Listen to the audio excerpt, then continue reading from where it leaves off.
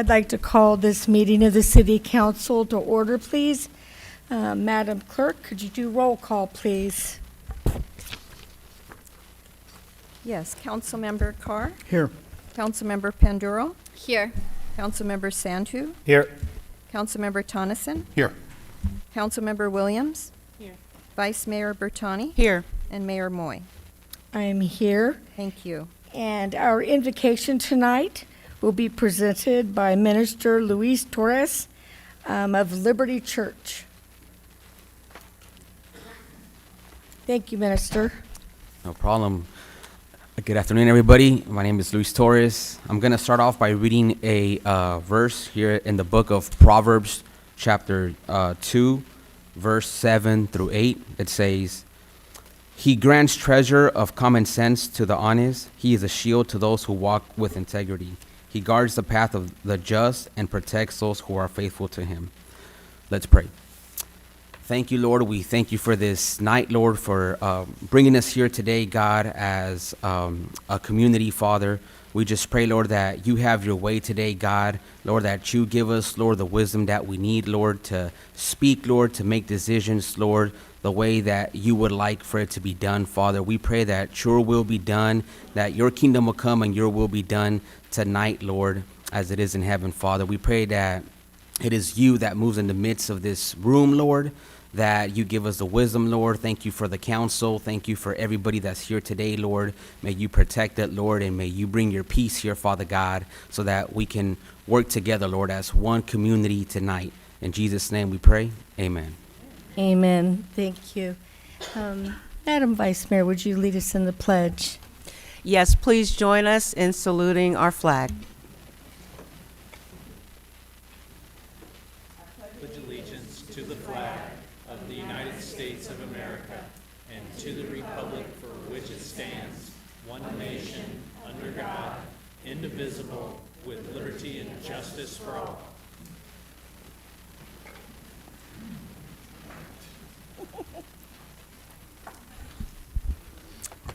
All right, now we're going to move on to council reports. I wanted to say something before we start, and this is just about how we're going to conduct ourselves here at this dais, and also what we expect from people here, because we are doing the people's business, so we don't want a bunch of rowdiness, no clapping, no booing, those kind of things. That happened at our last meeting 2 weeks ago, and it was disruptive. I would also say that on the city council here, or anybody at the dais, from the city clerk to the city attorney and the rest of us, that for me, it's important that if there's any issue that you're having with something that I'm doing, that, or how I'm running the meeting, that you raise your hand, get my attention, and we'll take a break and step out and talk about it. Same thing if you have an issue with another colleague, please do the same.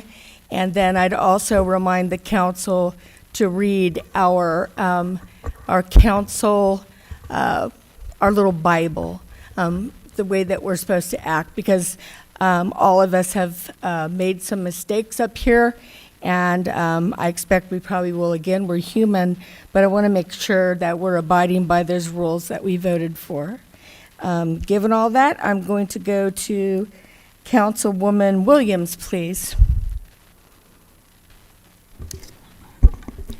Thank you, Mayor. On June 28th, 2025, Todd Hansen of the Daily Republic wrote an article, "Question Arises Over Moy's Residence," and that gave me a lot of concern. According to the law, we need to live in the city of Fairfield. On the city council, living in District 1, I have to live in the city of Fairfield, and I have to live in my district. So the mayor is required to live in the city of Fairfield, in the limits. I feel like that we need to preserve trust and confidence in the government and explore this to see if this is true. And if we don't, any one of us that have read this, I feel like we're complicit. So I would like to agendize a discussion for City Council in pursuing a quo warranto process action against Mayor Kathleen Moy for not living in the city of Fairfield ASAP, and would like a second. I'll go ahead and agendize that. I'm happy to do that. And this is something that you could have talked to me about, and I'm happy to do it. The district attorney was looking at it, and did you see there was no follow-up? Why is that? Because I do live in the city of Fairfield. So there you go. But if you want to discuss that, we can, and happy to do it. Awesome. I would like to do that as soon as possible. So, Madam Mayor, if I may? Yes. So, through the city attorney, I want to make sure I understand your request. And the second, so this is a request to agendize a discussion on the quo warranto process as it relates to the city council. There is a provision under the Code of Civil Procedure and guidance under the California Code of Regulations from the State Attorney General about how that process is to play out. So if I understand the direction I'm being given is I will prepare a presentation to the council on that process and what it would take for the council to move forward on that process, but not actually present a quo warranto complaint. This would just be to give you your options, and then the council can decide what, if any, further direction you want to give staff. Okay. I just asked because I will need to check on my end as your attorney whether this raises inherent conflicts, because I serve the 7 of you, and so I may need to bring in outside counsel to assist with the process. So I just wanted to clarify the direction I'm being given. I think I have enough to get you on a preliminary report, but anything further than that, I may need to declare a conflict and have outside counsel handle the matter. But, okay. And then I'll work with the city manager who handles scheduling. You want it as soon as possible, both of you? Okay. All right, I'll work with the city manager. Thank you. And Mr. City Attorney, does she need a second? I put it on. Oh, you I did make it. the agenda, so, yeah, I'm happy to do that. Can I ask a point of clarification? Yeah, What yeah, is I don't- this process called? I've never heard of it before. So under California Code of Civil Procedure, and I won't get into too much detail, but California Code of Civil Procedure 803 through 811 deals with challenges to the integrity of the election system and making sure that people who hold elected offices are abiding by the rules of where they live, in any number of things. And under 803 through 811, the Attorney General has the power to bring actions in the Latin term quo warranto. I don't remember what it means, but that's the name of the process. But there are regulations that allow an individual citizen or a legislative body, in this case the Fairfield City Council, to prepare a complaint and submit it to the California Attorney General with a request to file a quo warranto process.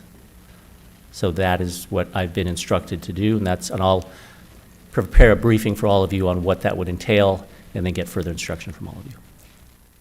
If I could ask you a question, did the councilwoman ask you about this before? Because you were prepared with what that was.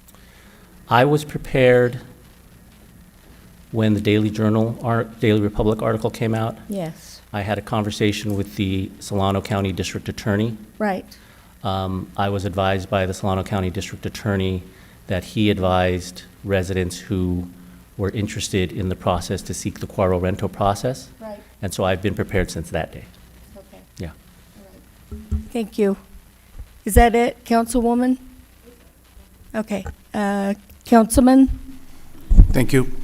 I just want to say to I'll be very brief, we have a lot of speakers tonight, that the West Texas Street, I had lunch down there the other day, and we were getting requests to loosen up the sign guidelines, and I just want to let West Texas Street businesses know that that is happening. We are loosening up those guidelines.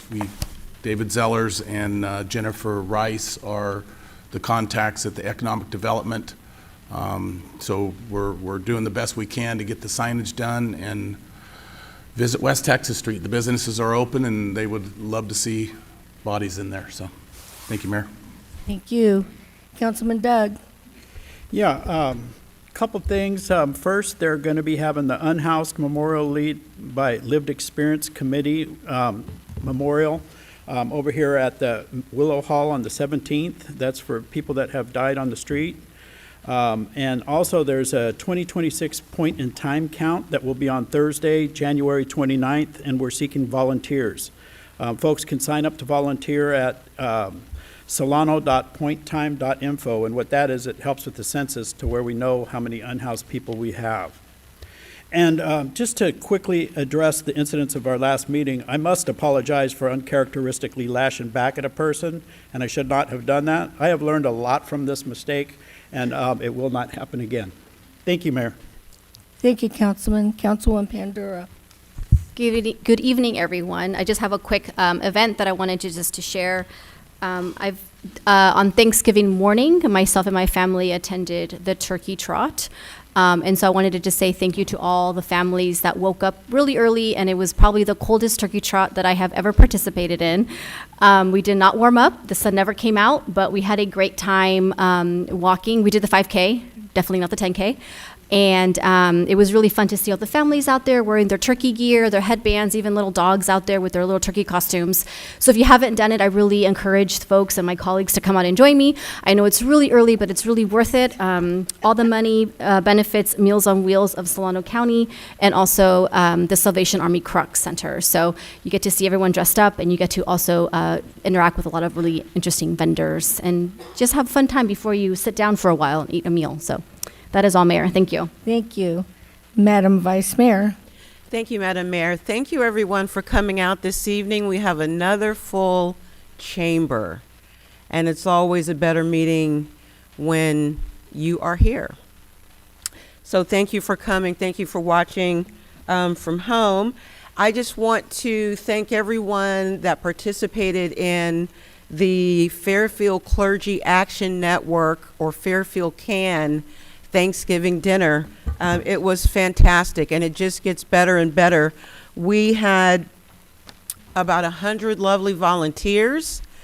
We served over 400 people. We served up 85 turkeys, which were smoked on the spot by Bay North Church, and we had a fantastic meal. This is our 6th annual Clergy Action Network Thanksgiving dinner, and it was fantastic. So I have to say thank you to all of our volunteers, Bay North Church, City Church, the City of Fairfield, a great partner, Father's House, Travis Air Force Base Chaplains, Hope Christian Center, Grace Episcopal Church, St. Mark's Lutheran Church, the Love Community, Liberty Church, Truth Be Told Ministries, Church of Jesus Christ of Latter-day Saints, Solano County Office of Education, the Salvation Army was in the house, Cap Solano,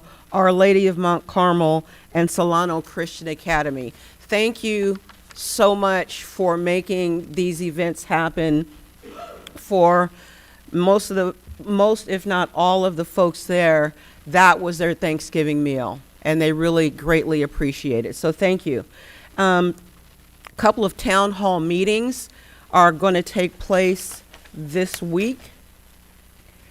We are having a town hall meeting here in council chambers this coming up Thursday, December the 4th, from 5 to 6:30. And it's for the CARE Act courts. That is an acronym for Community Assistance, Recovery, and Empowerment, or CARE Act courts here in Solano County. Mayor Moy and I will be hosting the meeting. We have the Honorable Presiding Judge Alicia Jones, who is the presiding judge over the CARE courts in Solano County, will be here. And then Jennifer Mullane, who is the director of Health and Human Services will be here. They'll be having a panel. It will just be a discussion for you to come out.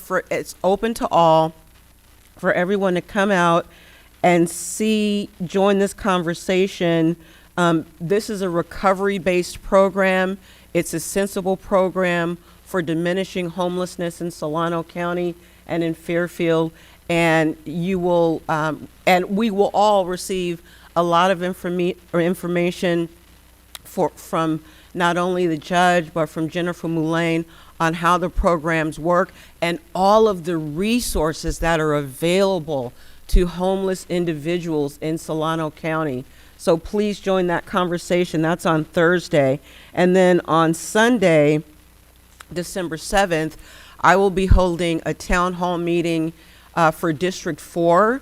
We'll be discussing, of course, the Vista Ridge process moving forward, and we'll be having a general discussion about homelessness in general in District 4, which seems to, I'm sure it's not, it's not exclusive to District 4, but, homelessness and the corresponding issues, and we're hopefully going to walk away from that meeting with an action plan for District 4 to do things differently so that we're getting folks off the streets and we're protecting our residents and our businesses in District 4. So that's on Thursday, Paradise Valley Golf Club from 1 to 3 p.m., open to all. Please come and join the conversation. The mayor will be there as well. I believe the city manager will be there. No. He said, no, I will not be there. Okay, I'm sorry. Somebody told me that. I hadn't confirmed it with you, so all good. But anyway, whoever can come, please come. It'll be a constructive meeting. And I'm going to close my comments with a letter that Pastor Anthony Gilmore from Bethel Community Church here in Fairfield asked me to read into the record. I'm going to read just an excerpt. He asked me to read it into the record, so it shall be done. And this is what Pastor Gilmore says. Grace and peace to you. On Tuesday, November 18th, 2025, during the Fairfield City Council meeting, a deeply troubling incident occurred during the public comment period. After a middle-aged African-American resident completed his remarks at the podium, remarks offered respectfully, and see, it's already going on up here.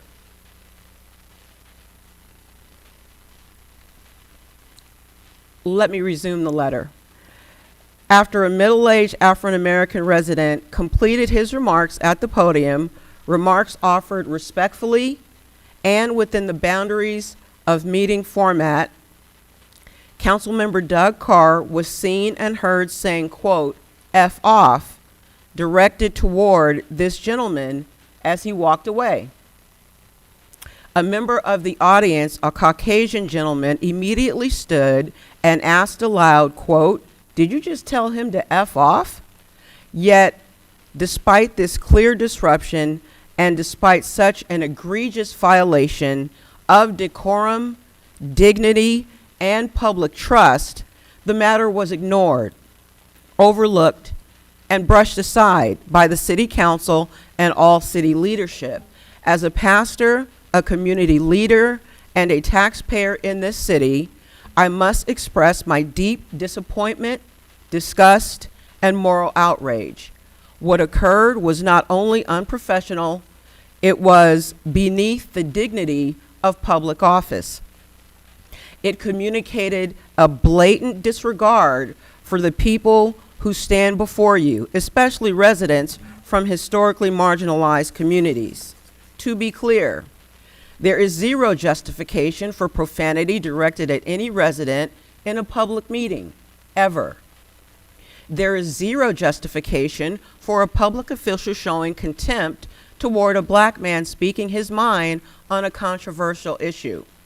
And because of the racial dynamics and the power imbalance at play, the comment carries an unmistakable undertone of racial disregard that cannot be ignored, minimized, or excused. What happened was wrong. It was disrespectful. It was harmful, and it is unacceptable. I am therefore formally requesting, on behalf of myself, the congregation that I serve, and the wider community of Fairfield, the following.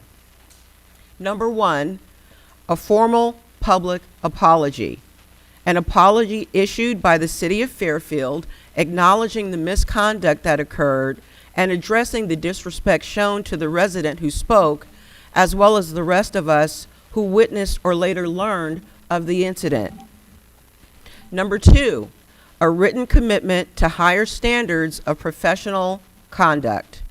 Elected leaders must model respect, self-control, and impartiality, especially during heated public policy discussions. And number three, a city-led clarification on how such violations of decorum will be handled going forward. Residents need assurance that when disrespect or racially charged misconduct occurs, the city will address it transparently and not allow it to be swept aside. Fairfield is a diverse city. Many of us, especially African American residents, are already navigating a world where dismissive and racist undertones are all too common. The behavior displayed on November 18th was not a small matter. It reveals a mindset, and mindsets shape decisions, votes, and the treatment of people. We have zero tolerance for racism. We have zero tolerance for profanity used to demean residents. And we have zero tolerance for elected officials who forget they serve the people, all of the people. As a pastor, I believe in forgiveness, but forgiveness must follow accountability, truth, and repentance. I am prayerful and hopeful that this letter will be received in that spirit. I look forward to your written response and the actions that follow. Respectfully submitted, Reverend Anthony L. Gilmore, Senior Pastor, Bethel Community Church, Fairfield, California. Madam Mayor, that completes my report for the evening. Thank you, Madam Vice Mayor and Councilman Sandu. Thank you, Mayor. I lost my voice a little bit, so I sound a little different. I just want to start off by saying I'll be leaving the meeting a little early tonight. I have to catch a flight at about 11:30 tonight at a SFL going toward Asia. So I'll be leaving a little early. I wanted to address that first. The other one was just earlier this late morning, me alongside the fire chief and some of his team, we attended the 99th and 100th arrival of the KC-46 Alpha at Travis Air Force Base.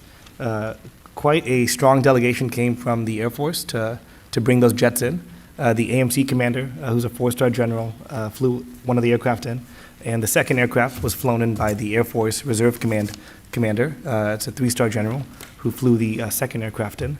And one of the unique things about this region and Travis is we actually have the largest Air Force Reserve force in the entire country. So it was an honor and a privilege to attend that this morning alongside myself, the team from Fairfield, and a plethora of other community leaders from across the county who attended that as well. And I think that concludes my report. Thank you, Mayor. Thank you, Councilman. And I won't go into too much because you're going to meet our friends from Japan here in a minute. I was able and honored to welcome them to Fairfield yesterday and meet all of them. And they are a lovely group of ambassadors. This has been going on, our sister city, since, well, it's 54 years this year. Next year we'll celebrate 55 years of being sister cities. We took a walk out to the Friendship Bridge, which former mayor, the late Harry Price, honored them with. And there are plaques out there showing our friendship and how long it's been. It was on an anniversary. So that's all I'm going to say about about that, and you'll get to meet them.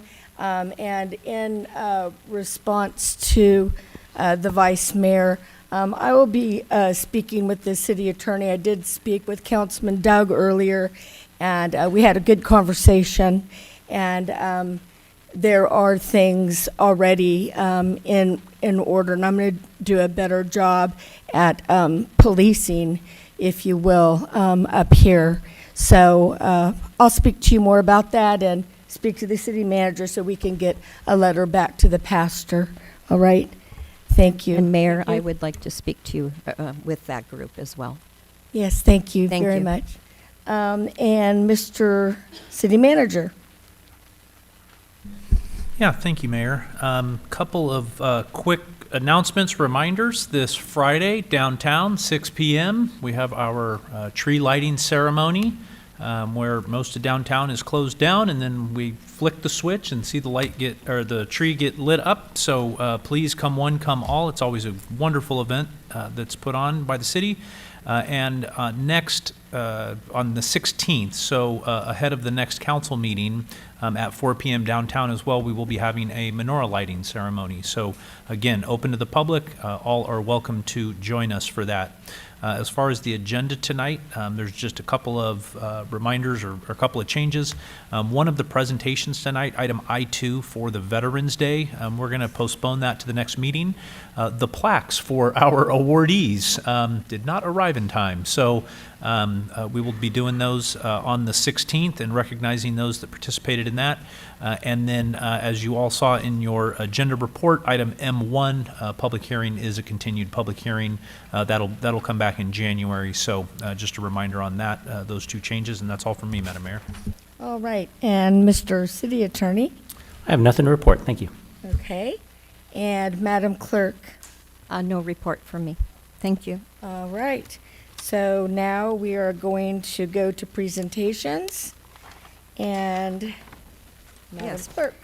L1, presentation recognition of Sister City exchange students. And our presenter is Liz Aptekar, assistant to the city manager. Good evening, Mayor, Vice Mayor, council members, staff, city staff, and community members.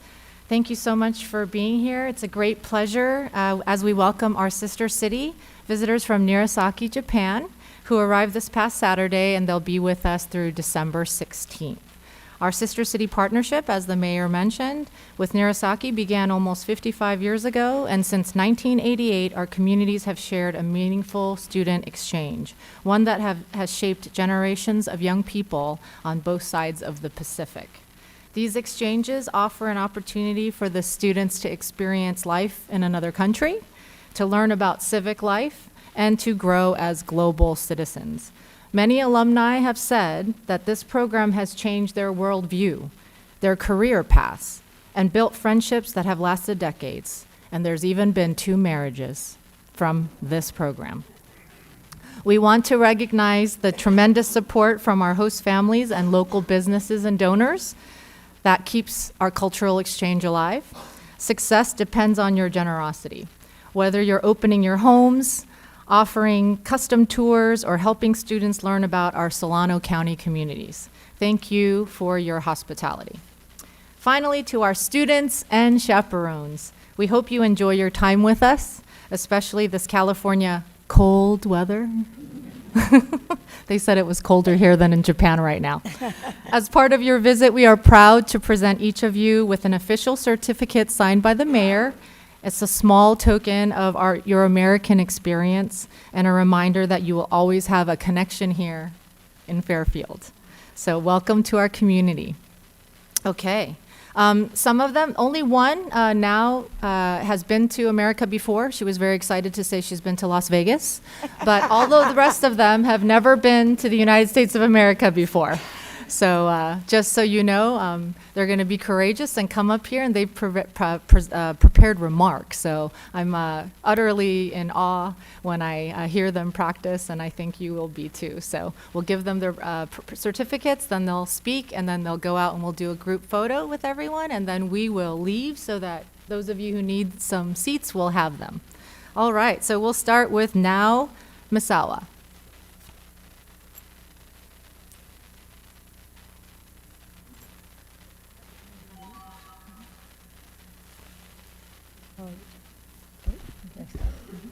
Good evening, everyone.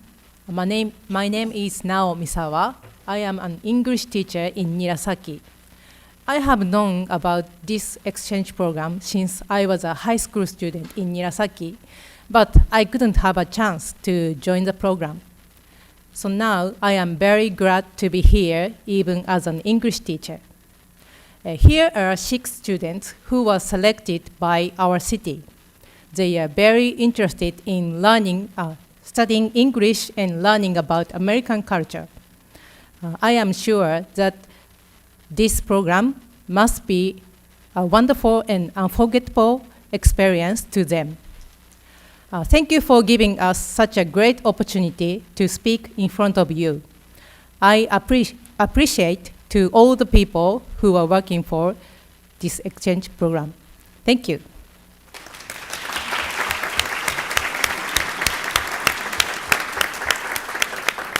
Okay, next up is Miku Ozawa.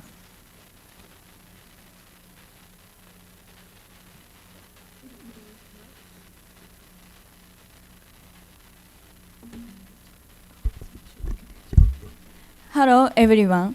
My name is Miku Ozawa. I'm 16 years old and I'm a high school student. Thank you so much for welcoming me. I'm very happy to be here now. I want to learn about your culture, your daily lives, and new ways of thinking. I also hope to talk with many people and make good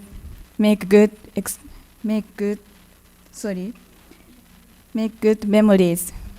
And I will do my best and enjoy my stay. Thank you.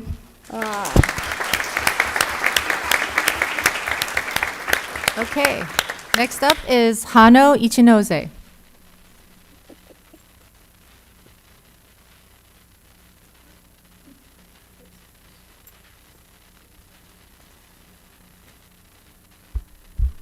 Hello, my name is Hano Ichinose. I am 16 years old. I was looking forward to meeting. Thank you for welcoming us. I was full of worries when I was abroad for the first time, but now I am very happy because everyone in host family and Fairfield is very kind. I would like to learn a lot about cultures, traditions, and foods that are different from Japan. Thank you.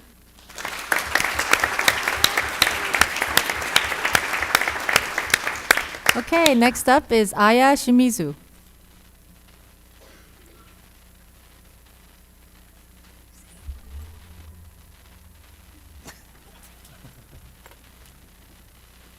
Hello, I'm Aya Shimizu. I'm 14 years old. I love Fairfield because it has many wonderful places and the people are very kind. So I'm very happy to be here. Thank you so much for welcoming us. This is my first time doing a homestay, so I'm very excited and a little nervous. I'm looking forward to spending time with you. Thank you.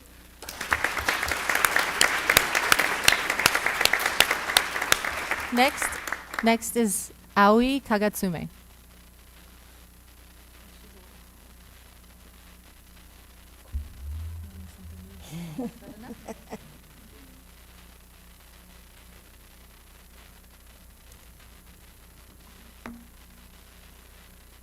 Hello everyone. My name is Aoi Kagatsume. I'm 16 years old. Thank you to my host family and Fairfield City for welcoming us. This is my first time going abroad, so I was very nervous. But my host family welcomed me warmly and I felt very safe. I think this is a wonderful place. I decided to come to Fairfield because my host brother visited Nirasaki this summer. I think it is great that friendship is growing between Fairfield and Nirasaki. I hope this friendship will continue for a long time. I want to try many things, learn a lot, and grow as a person before I return to Japan. Thank you for listening.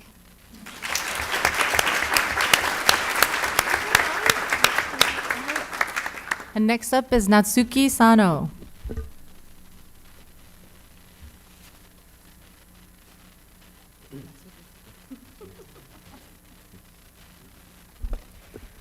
Hello everyone, I'm Natsuki Sano. I'm 14 years old. I love this city. I want to make a stronger friendship with Fairfield people. Thank you very much.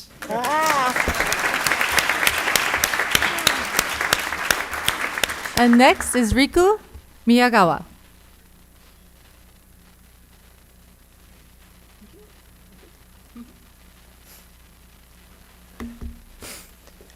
Good evening. I'm Rick Miyagawa. I'm 14 years old. I love basketball.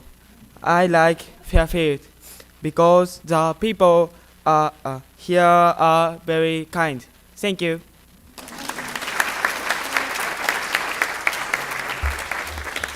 And last but not least, City of Nirasaki, Shuto Natori.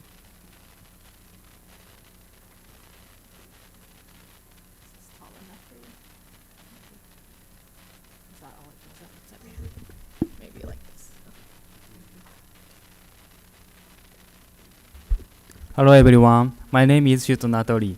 I'm 26 years old. I work at Nirasaki City Hall. Thank you for welcoming us. I'm having a great time in Fairfield. Thank you.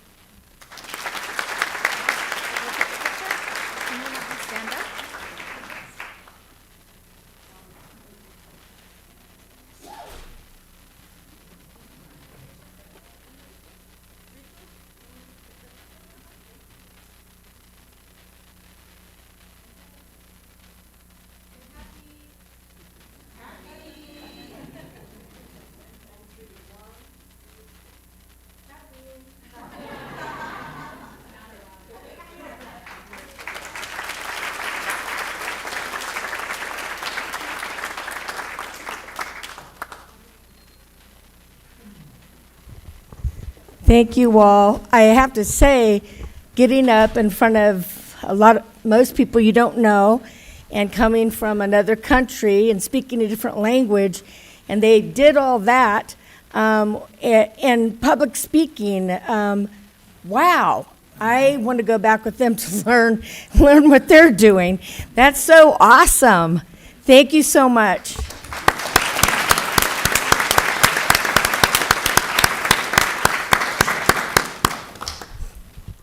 And we have open seats now in the front if people that are standing would like to be seated.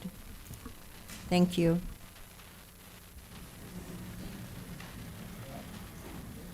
Oh my gosh.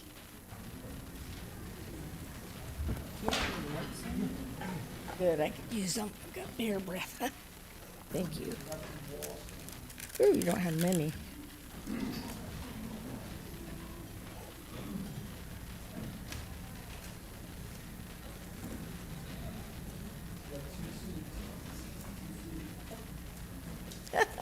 There's a few more seats there, and there's one.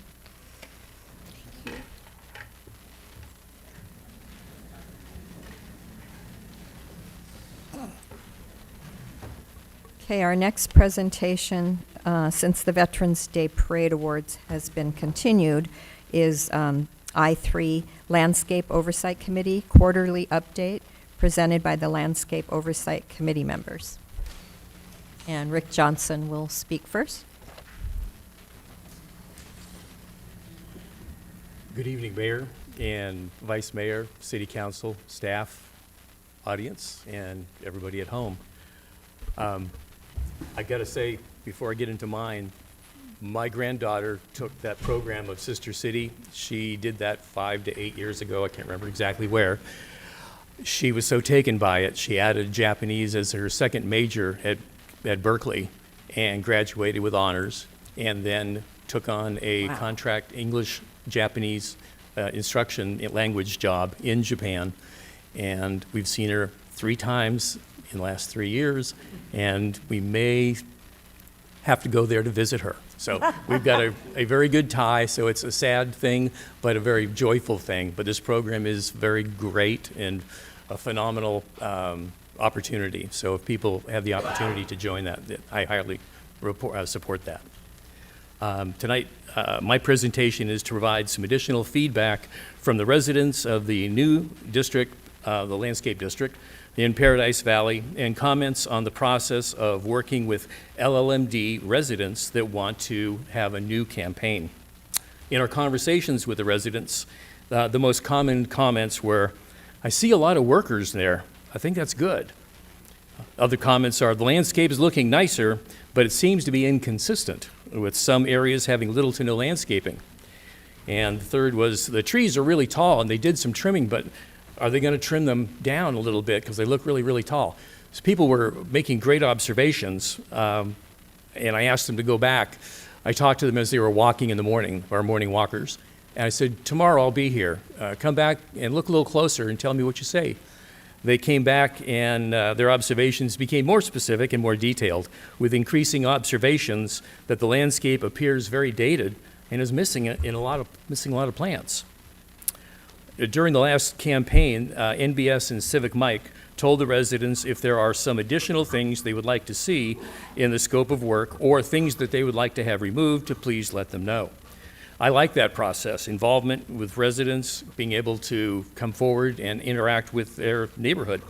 The problem is the residents had very little technical understanding of the conditions, very similar to the comments I'd received. They didn't really know, so they didn't come back with anything for suggestions. Any deferred maintenance or broken irrigation systems were very unknown to them. They did not know what was going on. My understanding is that no meaningful requests were surfaced by the residents regarding the future district in any of the districts. As a result, the Paradise Valley residents will only see occasional replacements of aged-out plants, far less than are needed, because we don't have a budget for that. It wasn't included in our new district, so that will not take place. Public Works will find some money. They've done a great job, and they work really, really hard. And I am the first to speak up, but I'm also the first to encourage and to thank them for the hard work that they do. And there is no limit. They're making things happen out of thin air at times because we don't have the money. So they will find some money. They will do some replacement of these items that are needed. If the residents, though, had received information about what their district needed, where the problems were, what the deficiencies were, they would have been paying more, but I believe they would have gone for it and they would have voted for it at that point. But at this point, we don't have a program that's going to take us into the future. We are going to need to make another alteration. We'll work with that. The Public Works Department, in their diligent work with the LLMDs, do much as possible with the very limited funds they have. They operate in a short-term fix mode, though. They are trying to make things happen on a day-to-day basis. And again, that's kind of amazing. But we need to be moving things more into a long-term basis. What can we do for the future? The hard part is, with our districts that have no money, there is no future. They are making things work as best they can. So as we go into developing a long-term vision for landscape districts, these new groups, as they get ready to have a campaign, will understand what the nature of their district is and the needs that they have for the future. So in working together, the Landscape Oversight Committee is learning a lot. We're learning about the individual districts and their needs and the processes that Public Works uses to be able to address the problems. We will continue to learn and grow, and our encouragement is that the long term needs to be our goal. Had the original landscape program as put together by the builders for each of these districts 20, 30 years ago, if they had included long-term plans, we would not have had the failed districts that we do. And again, we as a city, we authorize those things to take place. So the people are looking forward to the council and Public Works doing long-term plans, long-term goals, and that the future will look better. And we are currently working with 2 districts right now. We're working with North Cordelia, that landscape district. We're working also with Waterman Highlands, and these residents want to move forward. They do want a new district, and working together with Public Works, I feel very confident that we're going to be able to solve their problems going forward. But it will be a resident-driven program. It's the people need to step up in many aspects of our lives, but here in our landscape districts, they need to identify what they want their neighborhood to look like and be willing to communicate that to their neighbors as it comes up for vote. So we are coming together, and we're learning a lot, and we're encouraging interaction. So thank you very much.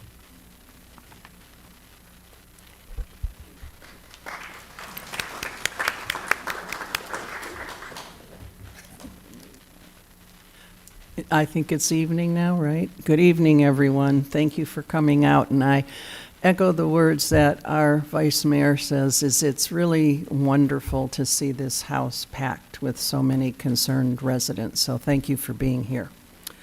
Mayor Moy, Vice Mayor Bertani, council members, staff, and residents.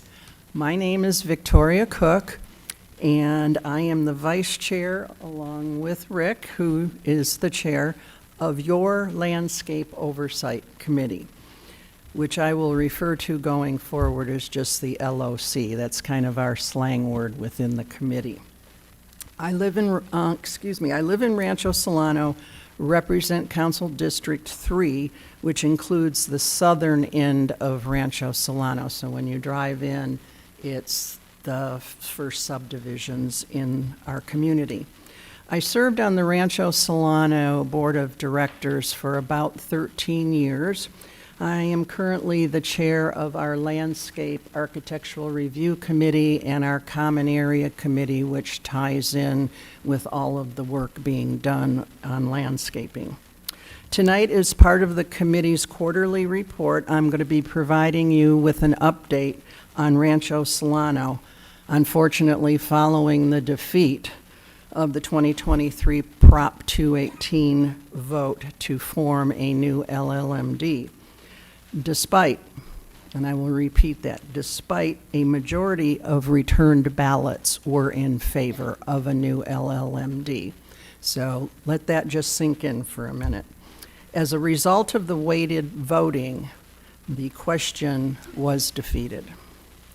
Subsequently, as everyone knows, particularly the council, they created this LOC to work with the city on the Fairfield maintenance in landscaping. At your direction, the committee selected Rolling Hills and Rancho Solano to do another vote due to residents having a great deal of interest in having that opportunity. The council later approved these 2 LLMDs to move forward. In the past years in our community, and again, I'm specifically reporting on Rancho right now, has deteriorated immensely. The recent contracts with the landscape contractors, their scope of work is not what it used to be, and because of reduction in funding, and because everything goes up, right? The cost of everything you do goes up. Well, so did the costs for contractors. In Rancho, we have 8 different neighborhoods. Some people call them subdivisions. Trees were pruned and shaped, and where needed, removed and replaced throughout Rancho. This is currently not in the contract any longer. Dead or dying shrubs are rarely, if ever, replaced. Irrigation has become a most severe problem. It's like a catch-22. If the irrigation isn't working, and plants die, and it just keeps going around in like those little mouse things that, gerbils run around in. So anyway, we used to have a full-time person that was dedicated to the irrigation in Rancho Solano. That's no longer the case. It's not in the contract. In the meantime, because I feel, and so many of our residents in Rancho feel, due to the leadership of our homeowner association president, Howard Edelman, and our CFO, Martin Flesher, an alternative approach to address the landscape maintenance of Rancho Solano community. We were considering the vote to do another LMD vote, as I said earlier. But there was an opportunity to look at alternative ways to fix the problem. And this was discussed with City Manager David Gassaway and Public Works Director Sanjay Mirza. Hi back there. Because our HOA board has the authority to raise assessments, Howard's suggested solution was that the Rancho Solano HOA enter into an arrangement whereas the HOA agrees to take on financial responsibility for enhanced landscape maintenance and the operation of 344 private streetlights. Those streetlights are behind each subdivision or neighborhood gate that I'm referring to. The Parkway streetlights will still be maintained by the city. The parties negotiated the terms of a memorandum of understanding, which was signed on September 25th, 2025. Outcome, the city will continue to be responsible for landscape maintenance through LLMD number 5, which is Rancho Solano, and will also continue to contribute to the landscape maintenance of a public street, which is the parkway that runs through Rancho, takes you up to the golf course, the restaurant, all those things. We think with this new arrangement, we can greatly improve the landscape deterioration that has been happening over in Rancho for a couple years now. This work will have to be done in stages because there's so much to do and it will cost a lot. But we are on a good course and we're going to begin in the near future. For us, it was determined waiting another year and a half for an LLMD vote, which could or could not have succeeded, versus immediately implementing the MOU that was signed between the parties was not a good course of action to wait for a vote. The partnership between the HOA and the city, we believe, is a good plan moving forward. We look forward to working with Public Works. We have worked with Public Works for many years out of Rancho, and it has always been, you know, we don't agree on everything, but it's been a positive experience to want to move in the right direction. I want to commend Howard and Martin again for their leadership and guidance in this endeavor for our community and restoring Rancho Solano to the gem it once was. I had an owner of one of the wineries here say that they were shocked that Rancho didn't approve this funding because she always thought of Rancho Solano as being a gem. And that's the word I chose to use tonight because I heard that from a lot of businesses in Fairfield. I also want to publicly thank David Gassaway, and Sanja is over in the corner. Wave your hand, please, for their commitment to us in Rancho to make it both a more attractive place and the city to make it a more attractive place and a livable community, one that all of our residents are proud to say we live here.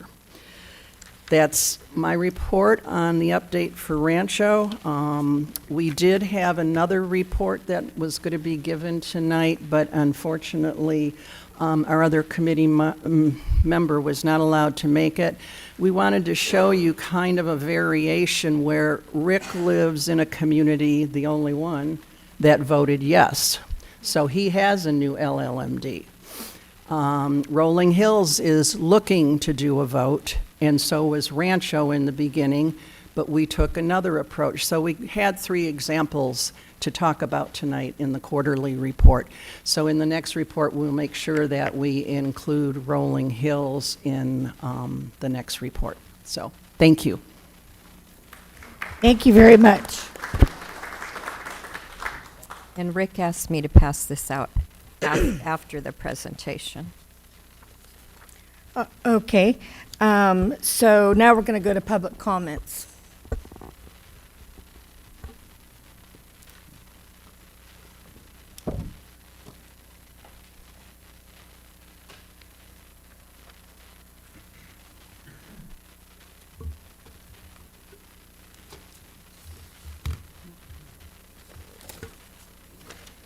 Yes, thank you.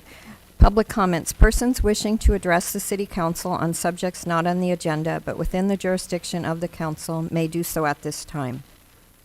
The council cannot discuss or take action on matters not on the agenda for this meeting, but council members may briefly respond to statements made or questions raised by the public, ask for clarification from staff, refer the matter to staff, request staff to report back to the council at a subsequent meeting, or place the matter on a future agenda. To speak on an agenda item if you're online, please use the raise your hand feature or press star 9 on your phone. And did you want to limit the amount of time? As far as Yes. public comments, we only have 3 or 4, but we have 32 for item L5. So we'll limit it to 2 minutes. Okay. Speakers are limited to 2 minutes per item as determined by the mayor. And for public comment, I first have Jeff Traeger.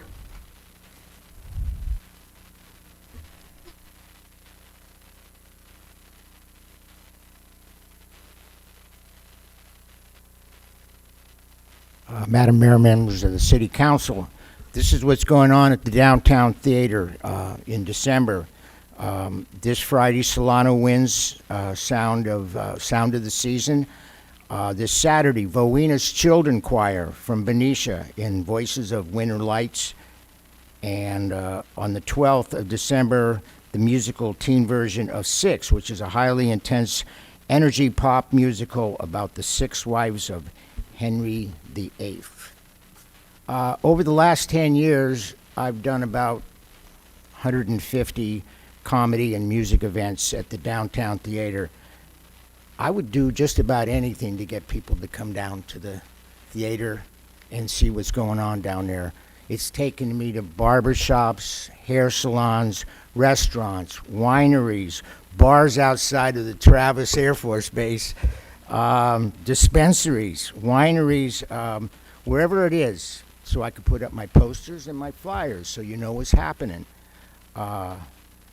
It's also taken me to the pews of Calgary Church, where I'm trying to get Pastor Lee's valued email addresses so I could tap into that.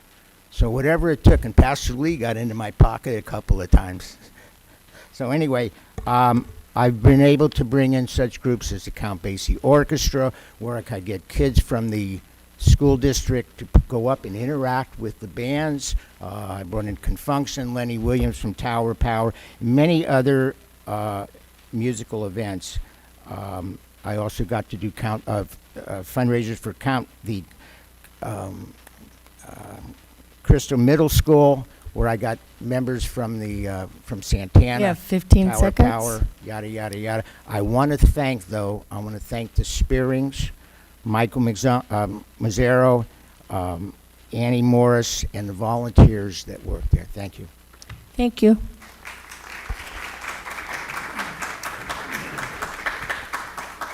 Next I'm speaker. going to remind you not to clap after speakers.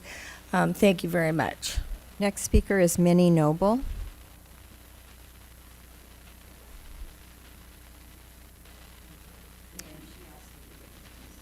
Hi, Minnie. Hi, thank you. My name is Minnie Noble, and I'd like to thank the mayor and the vice mayor and all the members of the city council. I was attacked at the Fairfield Community Center. I was hit in the head on the 25th of August. I had a traumatic brain injury. I was at the hospital 3 times in the emergency room in Vacaville. I thought I was going to die. Kaiser sent the police to my house. I called Kaiser and asked them what was the result of a head injury. She talked to the doctor, and told me to get to the emergency room now. I went upstairs and went back to sleep. The police knocked on my door, and I came downstairs. And she talked to me for about 15 minutes. And she said, Kaiser nurse told me to come and talk with you. And she talked with me for about 15 minutes and called the ambulance. The ambulance came out and took me to Kaiser. The doctor did a brain scan. So they sent me home. I got home, my head was hurting so bad. I called the ambulance. They took me back. They did a brain scan. They told me to take an aspirin. They told me to take Tylenol. I went back. My head was killing me. I wanted to die. The next day, I went back to North Bay. And that doctor at North Bay told me, Minnie, your time is up. I'd like to talk to you about this after the meeting or tomorrow. I beg your pardon? I would like to talk to you tomorrow about this. Your time is up here, but I will talk to you and see what's going on, okay? All right. Is it okay if I keep this till I see you? Please. All right. Okay. God bless you. All right. All right. Thank you. Are you going to call me? I'm going to call you. Okay. Okay. Thank you, Minnie.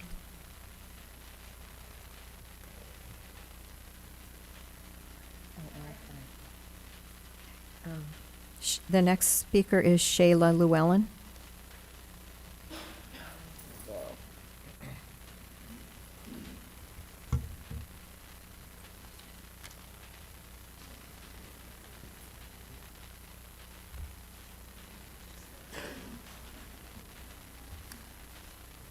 Hello. Hi. Hi, everyone.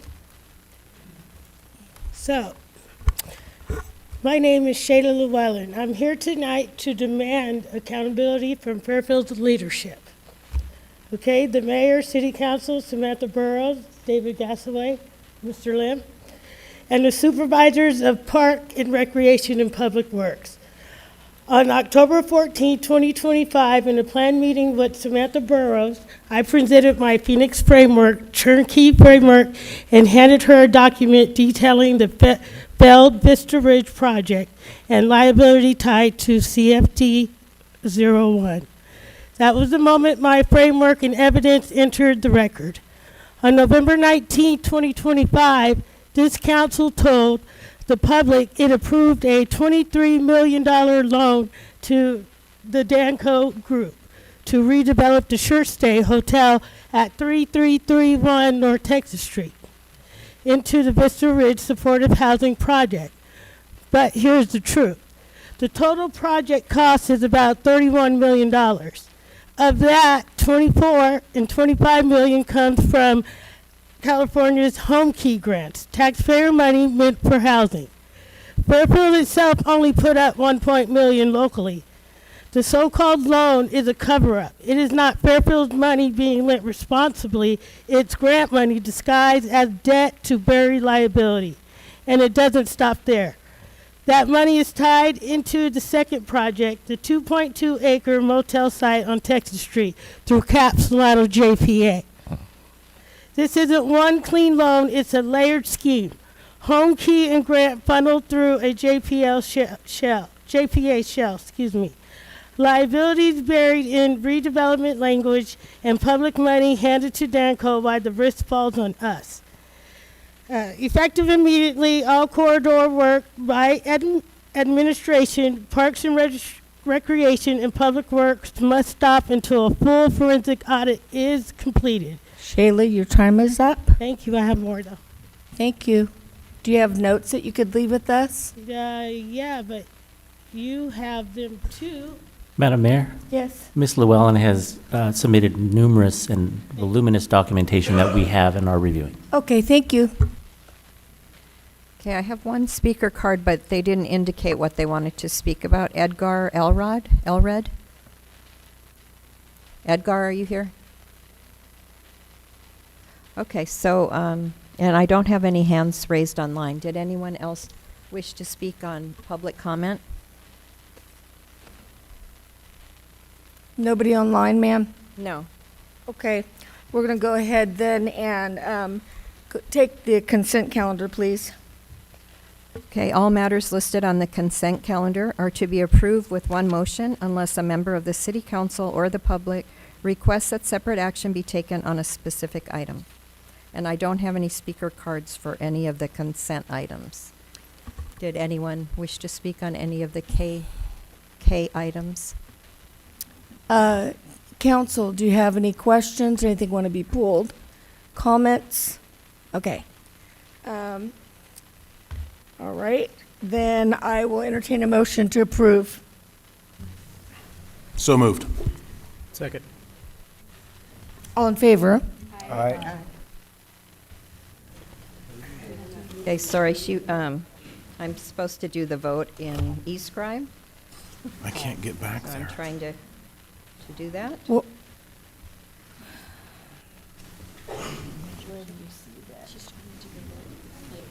Yeah. I can't get there. Okay. No, you can't do it now. I know I can't get there. I hit a button up here. Oh. Okay, if you look on your iPads now. I did the second.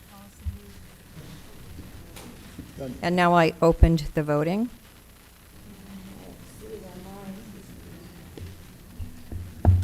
I win.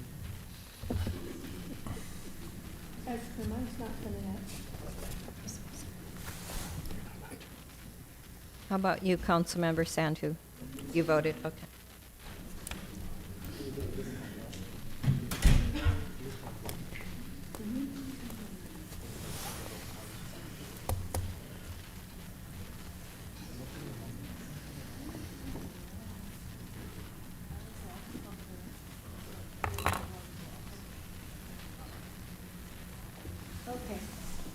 everybody voted? Do you want me to just mark? Yeah, yes. Yes? I'm a yes. Okay, thank you. So the vote carried 7-0. Okay, I'm going to go ahead and do all of our votes manually since mine's not coming up. So, all right, now we'll move on to new business. Yes, new business, L1. We have the Measure P Oversight Committee Annual Report presented by Steve Vansel, who is the chair of the Measure P Oversight Committee.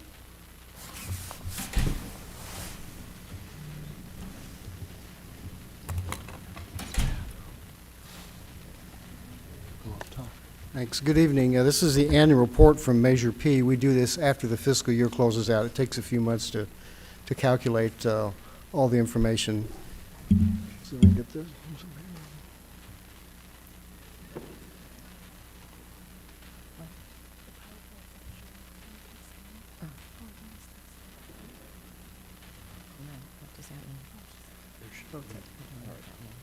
Thank you. So we are the Measure P Committee. There are 5 of us. We have with us also tonight Nicole Baumann in the back, who's the vice chair of our committee. And we have 3 new members on our committee, too. Guacmal, Deanna Morad, and Richard Romo. And they're all been very helpful as we get started with our new year. What is Measure P? And Measure P is a locally controlled 1% transaction and use tax. It is a tax that Fairfield completely controls, and it applies to local financial transactions, local sales. It was approved by the voters after the Great Recession in 2018, when we had the severe crisis and had to lay off a number of employees and cut back city services. initially for a 5-year term, and then it was approved again in 2016 to extend it for 15 more years, so 20 total. The revenue began in 2013, and right now it will currently sunset on March of 2033. So it's a temporary tax for the time being. In August, you did have a discussion about a potential proposal to increase the tax and also extend it beyond 2033. So that is an ongoing process. And then below that, you see the language that came from the ballot measure, and we use that as a guideline as we try to generate our programs and also overlook and oversight on the programs. I will add the last thing is that there is a mandatory audit and independent oversight, and we do see that an audit of the Measure P funds are done every year. It's actually done in conjunction with the city's full audit, so that process also makes sure that the city gets a full audit as well. At the last fiscal year we had, and of course the fiscal year goes from July 1st to June the 30th. We did have a slight decrease this past year. It's 24.7 million, about 2.5% less than it was the previous year. But Measure P is 43.8% of all sales tax revenue. So we have the traditional tax revenue that we've had for many years. We also have a growing internet sales tax we draw from a pool that comes through the county. And then those all together make up the sales tax. Measure P represents also about 16.6% of the general fund, down 1.7%. The general fund has a number of things that fund into it. Sales tax is the largest, but it also includes property tax. And one of the reasons we're a little bit lower this year is they did realign the property tax somewhat. So Fairfield got a little more property tax this time. Normally, Measure P is in the 18-19% range for all of the general revenue fund. So it's almost a fifth of the general revenue usually. Each year we try to give you some information that's a little bit unique. We had talked 2 years ago about the growth of the city employee headcount. Last year we talked some about the pension liability. This year we're going to highlight that Measure P had a bump up at and during COVID, but has had a slight decrease in revenue since that time. So it's been a softening of the revenue that we've noticed over a 3-year trend, as you can see on the chart there. So during COVID, it went up partly because of inflation driving prices up, but also there was a lot more money available to spend with the government stimulus. Early in COVID, people were at home, they were saving money. And then with the stimulus, there was more money to spend. And we saw an increase in 2022 of big ticket items. There were more appliances and things like that, so it went up quite a bit. But since that time, we've now seen a softening of revenue in Measure P. Next, we'll look at Measure P by different departments. We go back to our ballot measure, and we talk a lot about public safety, so police and fire. Also public works, so we talk about maintaining roads, and quality of life, which includes parks and recreations, and also public works to maintain the parks and recreation. So this is a breakout. You can see the police department gets the largest share. That's true for the whole city budget. And the fire department is second. Again, that's true for the whole city budget. We'll look at each department here that we do fund. We have 34 police officers currently funded by Measure P. The Crime Prevention Unit, the Homeless Intervention Team, and they had a good year. 315 individuals were placed in shelter, which is an increase over last year. 18 individuals were moved to home, same as the previous year. We also fund one more dispatcher this year than we did last year. And the Police Activities Center, we've had an increase in that too. 380 individual teens were participating in the program, so it's been a very effective program. Moving on to the fire department, we fund 19 of the firefighters and engineers on the trucks. We fund the 7th Engine Company for a new fire station. They broke ground on 2 new fire stations that are being built. One of them in the Cordelia Green Valley area. We're already funding the engine company for that out there. So this is the Measure P funds do that. Also, we help with the vehicle replacements. The fire department vehicles are very expensive. We track the activity of the fire department, and they are a 68% increase since we started tracking. They're up over to 16,000 service calls during the past year. And of course, as you know, we now have contract service with the Cordelia Fire Department, so our Measure P helps make sure that we have coverage for that. And it also helped with the fire prevention program, which greatly aided our increase in the insurance service office rating, which helps everybody's insurance here in Fairfield for both housing and commercial. I know it doesn't seem like it's helping insurance, but it actually does. Public Works with the streets, we actually fund a Measure P streets team that gets out there and works on the streets. So that's a new team that was added by Measure P funds. We maintain local streets. Over 30 million square feet of streets have been improved under Measure P. Over 3,000 potholes and 200 crosswalks have been improved. And with the police department's homeless intervention team, the Public Works has a homeless engagement and response team. And again, they've been very active. They clean up camps, but it's more than just camps. There's a lot of illegal dumping they have to clean up, and a lot of graffiti that they work on too. So they're doing a lot to keep our city up looking good. And they also maintain the city parks and facilities. Measure P talks about quality of life, and it also has language to focus on youth and seniors. For the youth program, we have the aquatics complex that we support, and it shows the increase in users there. We do also fund the Adult Recreation Center, and they have 23 different clubs and activities. And there's talk about the downtown theater. Measure P funds help do that too. And the last thing I'll talk about a little bit, in August again, you did talk about potentially raising the Measure P tax rate for us. This is a little summary of all the cities. All the cities in Solano County now have something similar to what we have as Measure P. We were one of the early ones to adopt it, but now every city has something like Measure P. You can see at 8.375%, we're on the lower range of the ranges.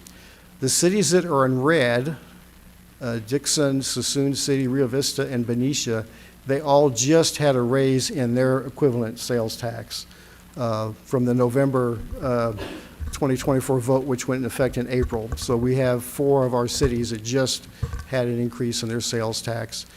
The state legislature passed a law that made Solano County, our maximum in the county is 9.75. So this gives you a range to show you kind of what's going on as you consider a potential increase in the percentage. But I would point out the last statement there, the voters will decide ultimately, everything will have to go to a vote, whether we're going to extend or increase the Measure P. And just summarizing, Measure P still, it's a little bit less than 20%, but it's been very helpful for us for many years. It has been softening recently, as we just saw. It could improve with a little more economic development, especially that's focused on retail sales. But in the meantime, it's still a steady, reliable source for us as we face a structural deficit coming up. And it currently sunsets in March 2033. We're relying right now pretty heavily on it. But right now, it would expire on March 33 unless extended by the voters. Are there any questions? Yeah, Councilman Tonneson. Could you go back to the screen with the numbers?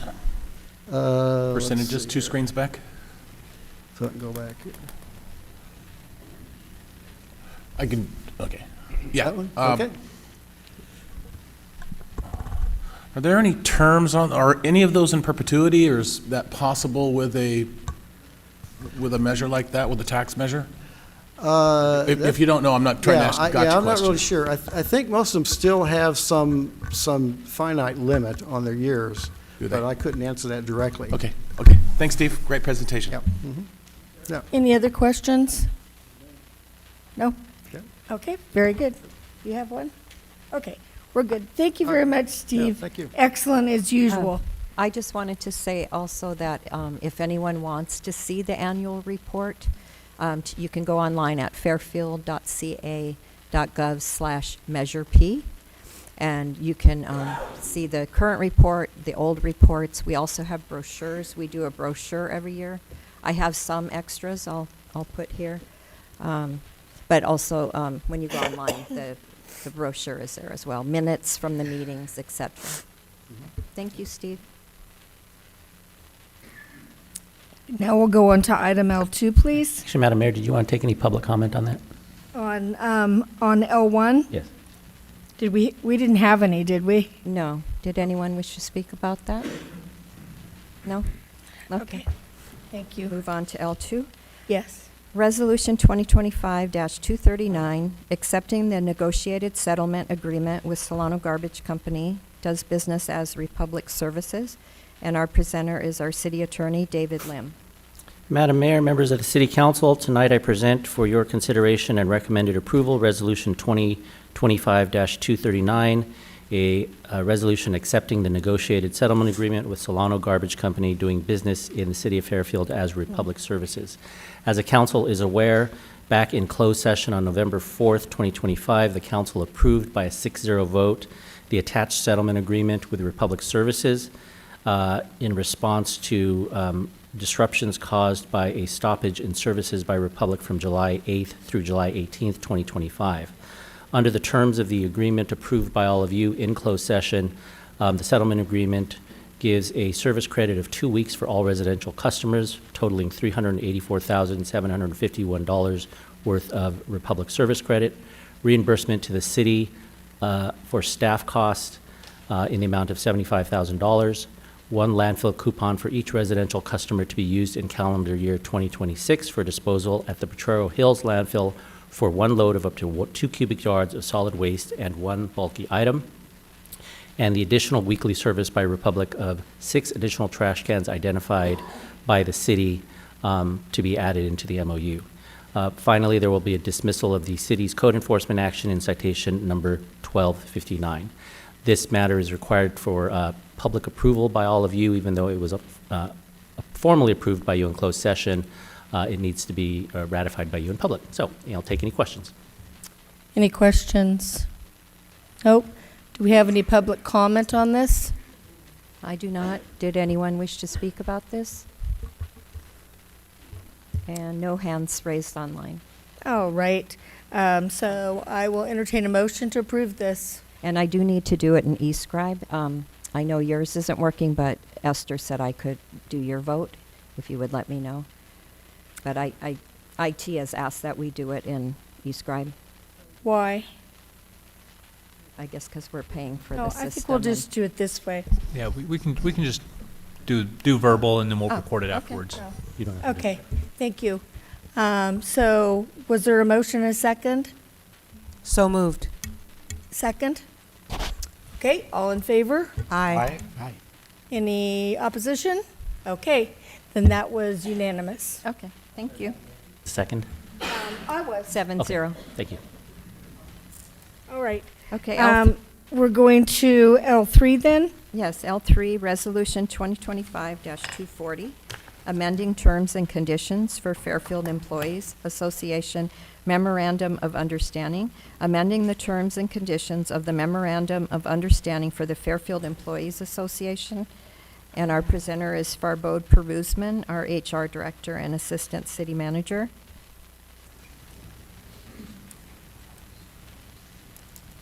Good evening, Madam Mayor, Madam Vice Mayor, members of the City Council.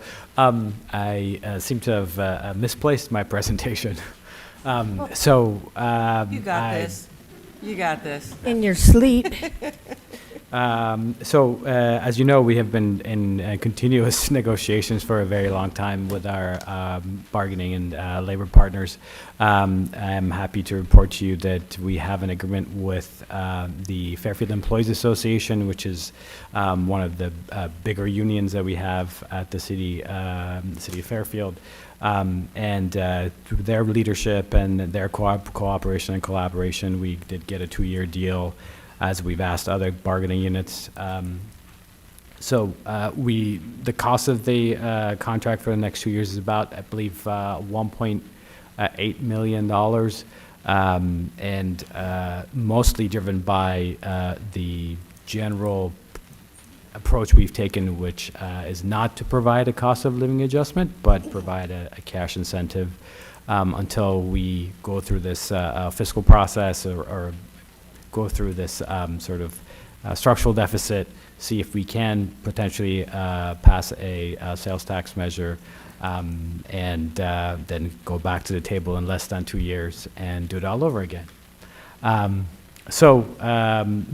I do have to commend the group for coming to an agreement with us. I would recommend adoption of the resolution before you, and I'm here to answer any questions you may have.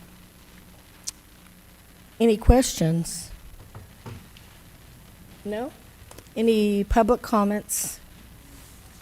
I do not have any cards for this item. Anyone wishing to speak about this? No.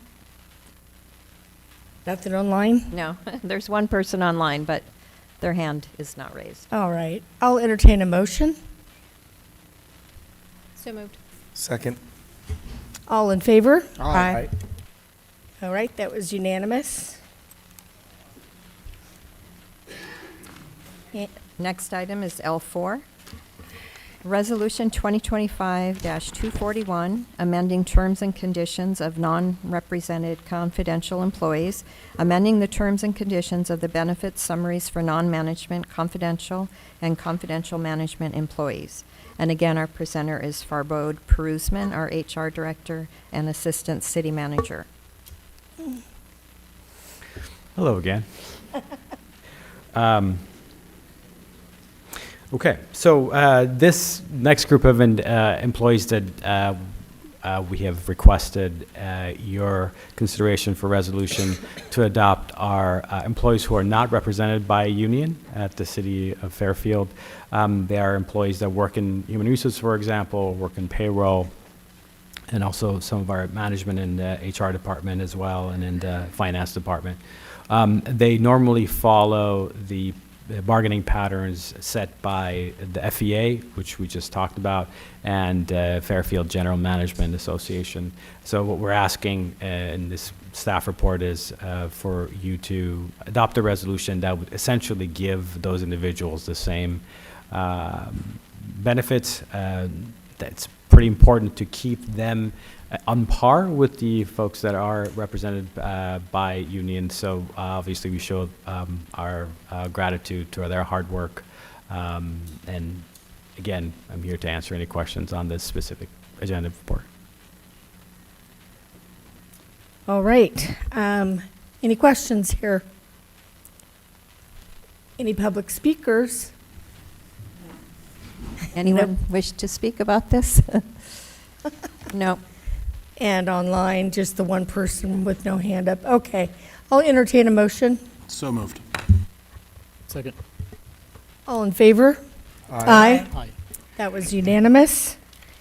And finally, we're on item L5. And I have a lot of speakers for that.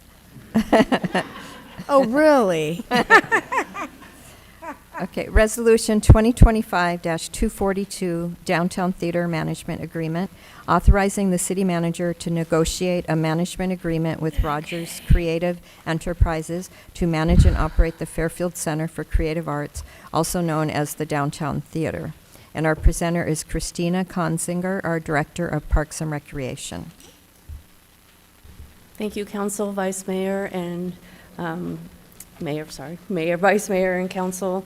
I'm here to report the results of the RFQP selection process for operation of our downtown theater.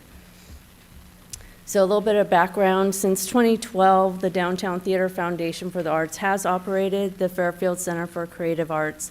Prior to that, it was operated by city staff. And then starting in 2024 with our budget structural deficit, we had proposed several options for the council to look at our general fund and where we may have some strategies for reducing the costs. One of those was the theater, and recognizing that the contract was going to be expiring August of 2025. And with the reduction of the general fund as a whole for the city, and in particular for each department that was requested to come up with those strategies. And then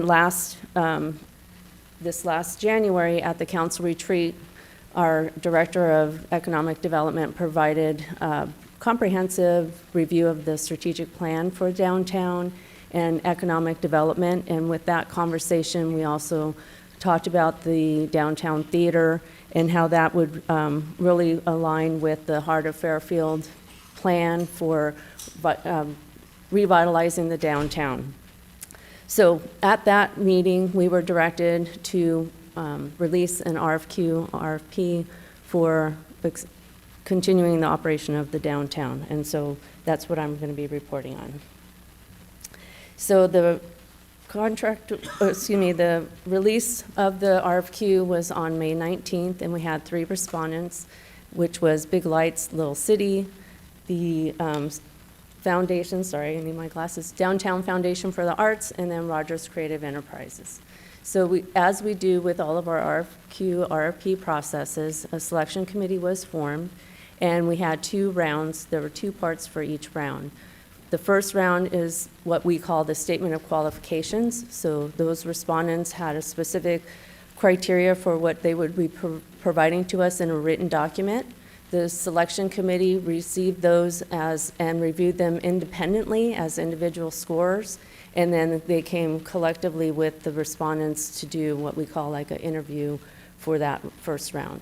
And then similar process for the second round, whereby the respondents were required to provide a written document or proposals for independent review, and then culminated into collaboration of the selection committee for the interviews and presentations. So on the first round, which was the statement of qualifications, this is really what we consider like a screening process to ensure those that are responding meet the general criteria to be invited to move forward in the process. So this illustrates both the submittal and then the subsequent interview for that first round. And the combined scores, you'll see ranked first was Big Lights, Little City, followed by Rogers, and then the Downtown Foundation. So again, this is a preliminary screening.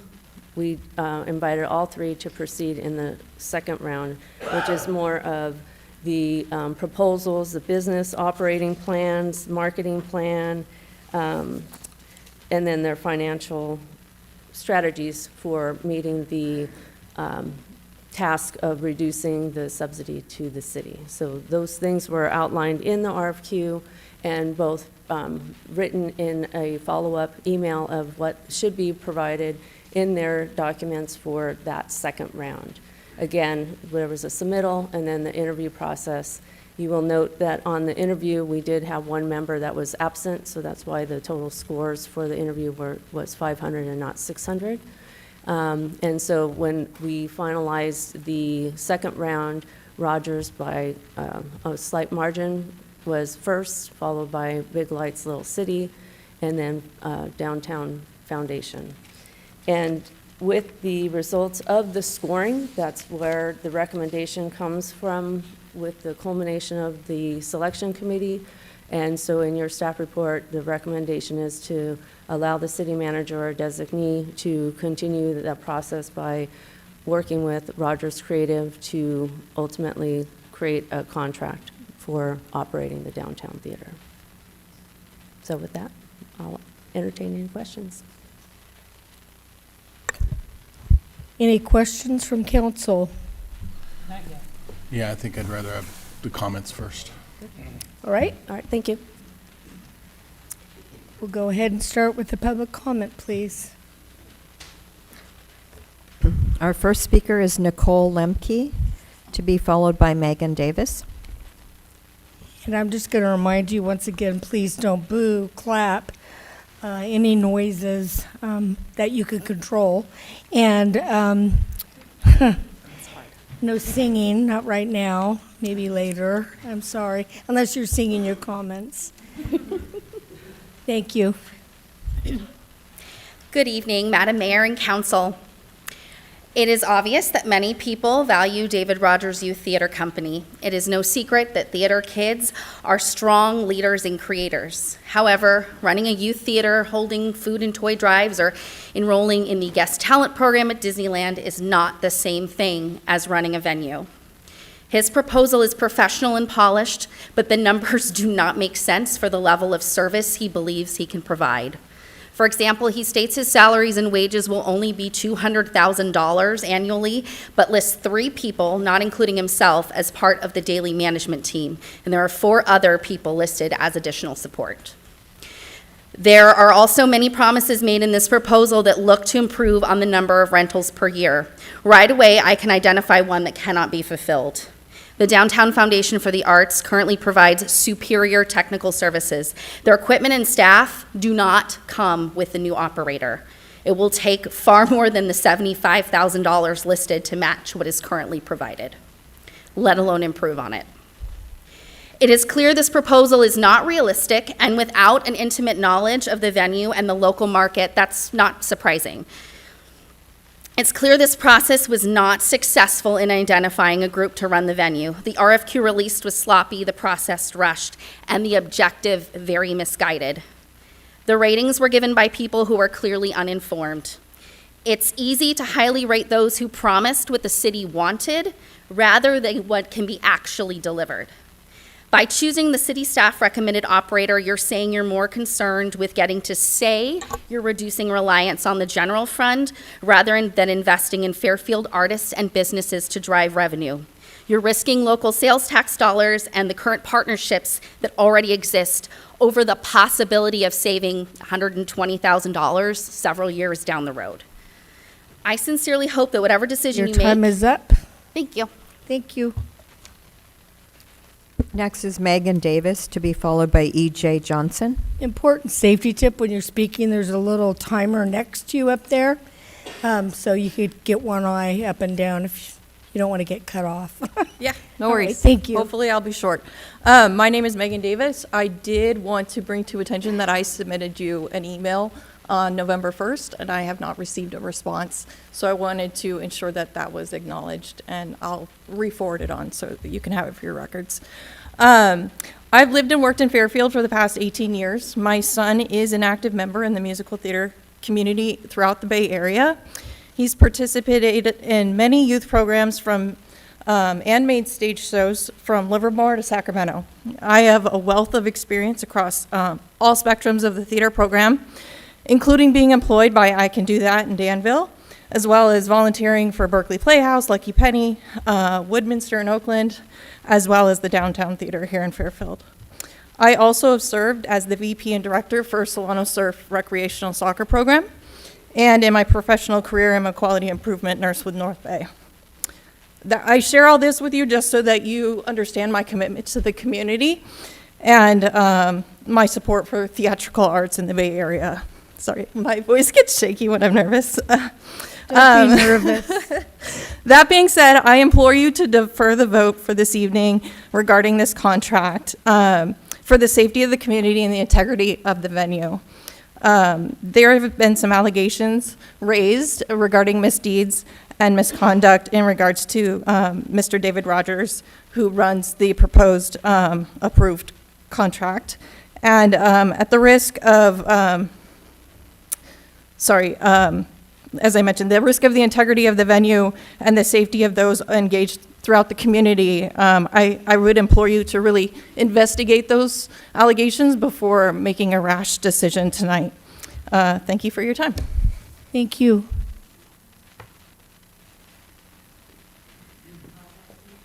E.J. Johnson, to be followed by Tony Wade. Good evening, Mayor Moy, Vice Mayor Bertani, and council members. My name is EJ. I spoke here on November 4th, and I'm grateful to speak again because young artists like me are taught that when something matters, you show up. Not once, but until you're heard. Everything I know about the arts, I learned from the people ahead of me. They taught me discipline, courage, collaboration, integrity. They taught me that your reputation matters. That leadership means taking responsibility for the people who trust you. They passed that down to me, and I, in turn, will do the same. Young people watch the adults in the room. The impact of what we see shapes us into what we are. We learn what is acceptable through example. Across the country, the arts are struggling, programs are shrinking, theaters are closing, and young artists like me already feel the weight of trying to keep creativity alive.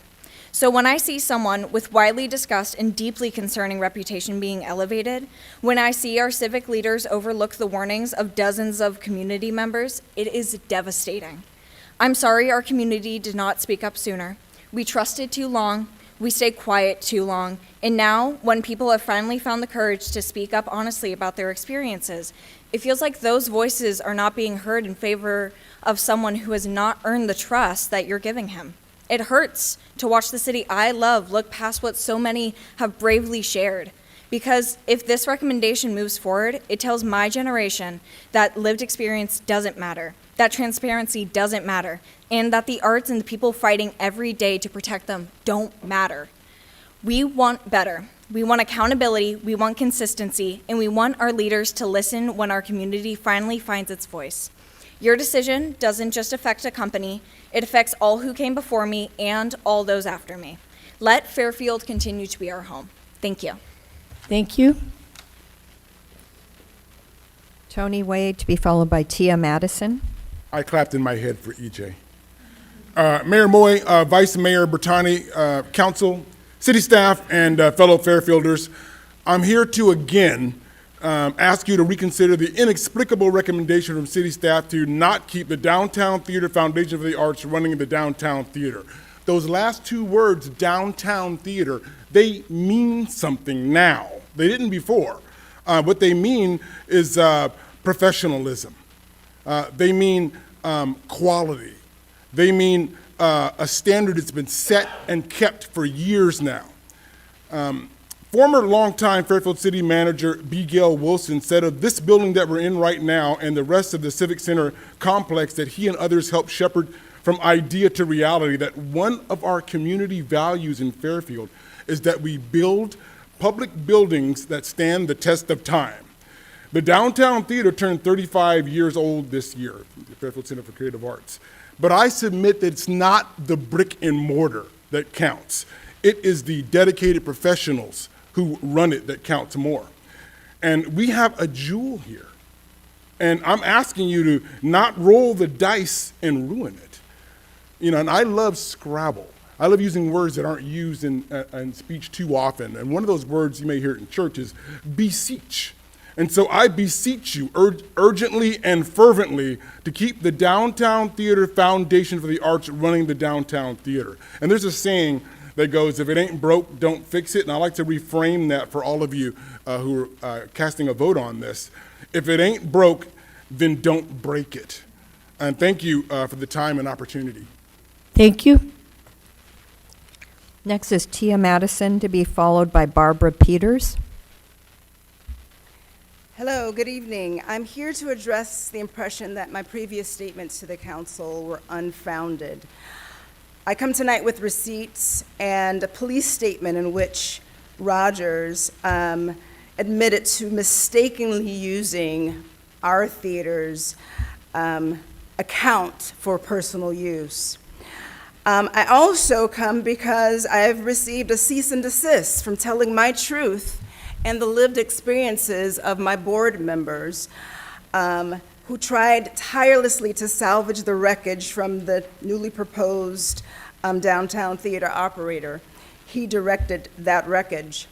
The report I'll show you shows that he admitted to using our credit card fraudulently, that he wrote himself more than $15,000 in checks from our account. I'm providing this so that you can see that I am speaking my truth. I'm present here not because I live in Fairfield, I do not. My professional and my business and my artistry do not reside here, but I have nothing to gain, but this community has a lot to lose. My mom, before she left for Thanksgiving, prayed for my discernment so that I will no longer allow a person to come into my life, in my family's life, and in my business to ruin my reputation. I have made my mistakes. Please learn from them. You have time. And I pray for your discernment as well. Amen. Thank you. Next is Barbara Peters, to be followed by Barbara McFadden.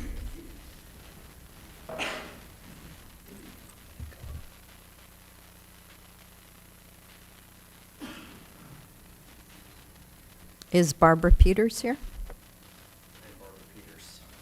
You. Hello, everybody. My name is John Johnson. I am reading in proxy for Barbara Peters. Oh, got it. Okay. Yeah. Awesome. Well, Madam Mayor, members of the council, tonight's about stewardship of an institution that has built up into our youths as well as provided a form of growth and vibrance in our community through an often overlooked lens of art. And I pray that we all have rational discourse and we start with listening to understand and then listen to respond. My name is Barbara Peters, and this statement may be read into record. I now live in Maryland, so I cannot attend in person. I served as bookkeeper for the Sassoon Theater in 2016 when David Rogers Jr. was president. Part of my responsibility was helping establish the banking and accounting systems for the organization. I assisted in opening the bank account and setting up procedures so the theater could begin operations. At that time, he was the only signer on the checks, receiving one of the 2 debit cards, while the other was kept in a safe, and then I advised him on how fiscal access and controls should be constructed. As the theater started making purchases, I became concerned because I did not have supporting documentation for all of the expenses. I raised those concerns with board members and Mr. Rogers and was asked for receipts and backup because that is standard bookkeeping practice. We expected the documentation would be provided, but it did not arrive when planned, and those unanswered questions created uncertainty for the rest of us who are responsible for the organization's finances.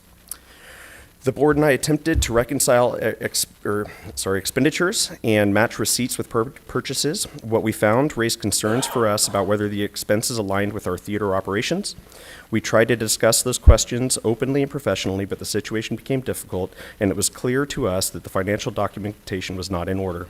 Upon resignation, he had 2 counter checks issued, one to his personal account and the other to Bliss Dance. When I look back, I remember the pressure the situation placed on the organization and on me personally.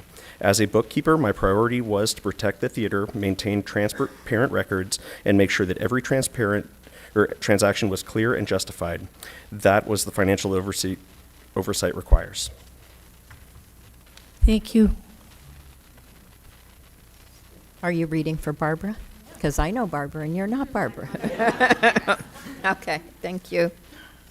Hi, everybody. And you can introduce yourself. Of course. Good evening, Mayor and Vice Mayor and Council people. My name is Katie Whittet, and I am here to read a statement from Barbara McFadden on her behalf to be read into the record. The statement is as follows.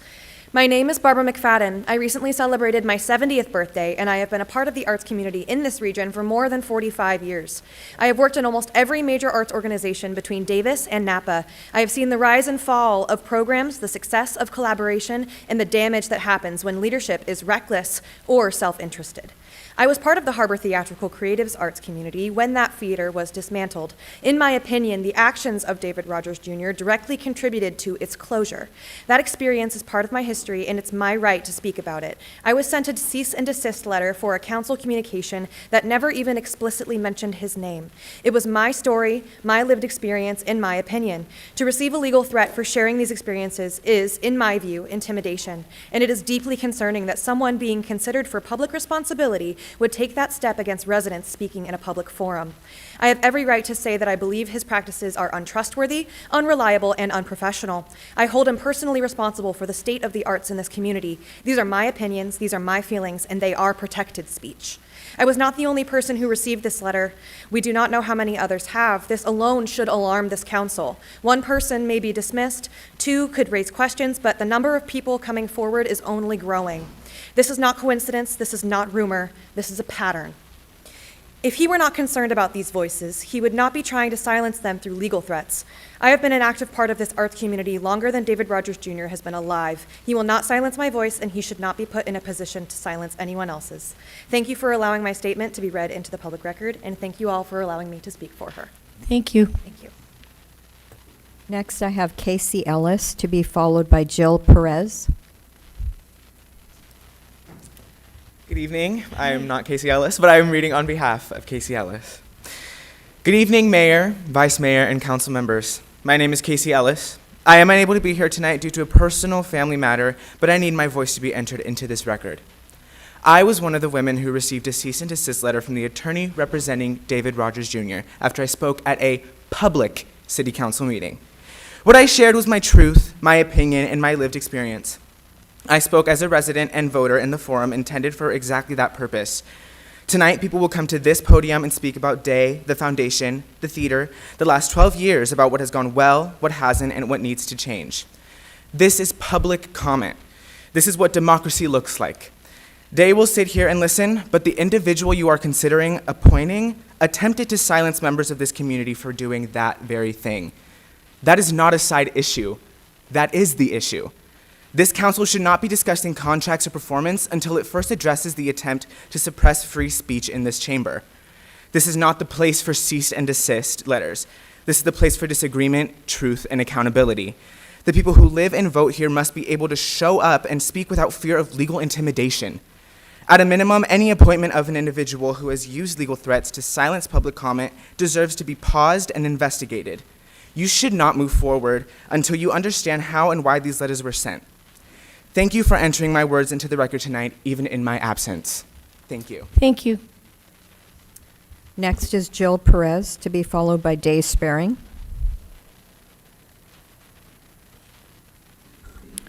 Good evening, Mayor Moy, Vice Mayor Bertani, and council members. My name is Jill Perez. I've been a Fairfield resident for over 20 years and have worked in local government for over 30 years, leading and participated in competitive RFP and RFQ processes throughout Solano and Yolo counties. With that experience, I can tell you this. Your RFQ was not just flawed, it was fundamentally unfair. This process began after your January 2025 retreat, when you directed staff to explore a new management model. That was reasonable, but what staff delivered was rushed, inequitable, and far below professional standards. First, proposers were given only 14 business days to prepare complex technical submissions. That is not a qualifications-based process. That is a structurally biased one. Second, the evaluation panel lacked the subject matter expertise required for a theater operations RFQ. If evaluators lack qualifications, the process cannot produce a qualified selection. Third, staff summaries were biased, elevating one proposer while framing others negatively. When staff evaluations read like advocacy, credibility collapses. Fourth, the RFQ included sloppy errors, including a request on page 10 that proposers describe how they would operate a full-service municipal golf course. That is not professional public administration. Fifth, key evaluation materials are missing from the public record, limiting transparency. And finally, RCE has no documented track record, no venue management history, and no qualifications aligned with the RFQ's stated intent. Center Stage Management was created solely to run this theater, contradicting the city's claim of qualifications-based process. Mr. Rogers' decision to issue cease and desist letters in what appears to be an attempt to suppress public participation in this process is deeply troubling and frankly speaks volumes about his character. I urge you to vote no and direct staff to do what they should have done at the beginning. Meet with the current operator, communicate city's goals, and negotiate Your time is an up. extension. Thank you. Next is Day Sparing, to be followed by Anthony Allen.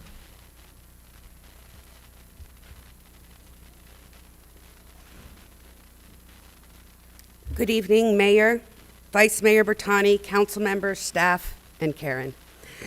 My name is Day Spearing. For 13 years, it has been one of the greatest honors of my life to serve this city through the Downtown Theater, welcoming families, mentoring artists, and building a place that feels like home. Whatever happens tonight, that work and the pride and love for this community cannot be erased. I appreciate every voice that has stood with the DTFA, MST, and my family.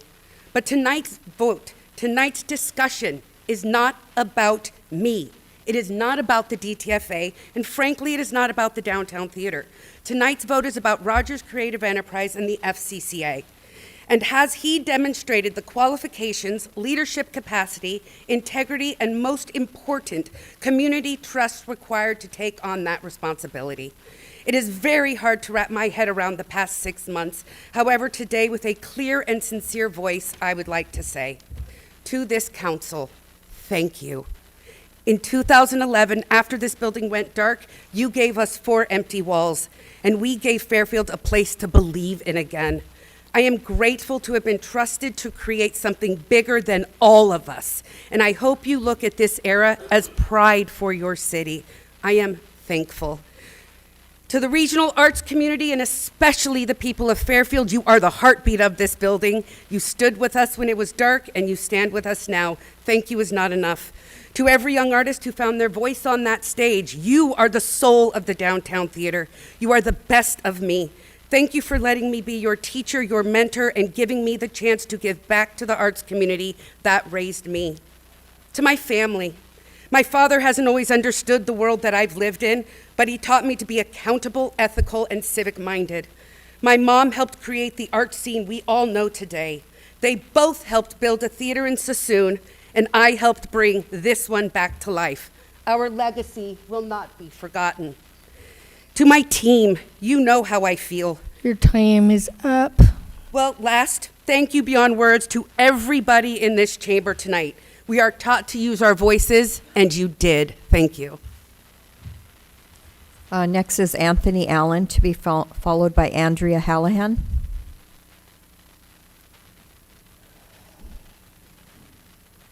Thank you. Council members, tonight I'm speaking not only as someone who has performed in this venue for over a decade, but as someone genuinely alarmed at the level of foreseeable risk the city of Fairfield is preparing to assume. Across the Bay Area and Sacramento Valley, there's an extensive, long-standing community testimony regarding concerns about David Rogers' leadership practices. This information is not obscure, it is not buried, it is part of the arts community's institutional memory, built across nearly 20 years of consistent public lived experience.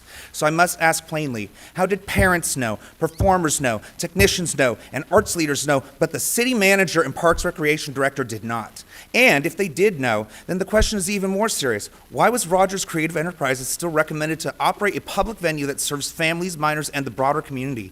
This is not about judgment. It is about due diligence, duty of care, and public accountability. As a performer from Lodi, I can tell you my hometown has nothing like this. DTFA brings in performers from Stockton, Sacramento, and beyond, and along with them audiences who eat in your restaurants, shop in your businesses, and fuel your local economy.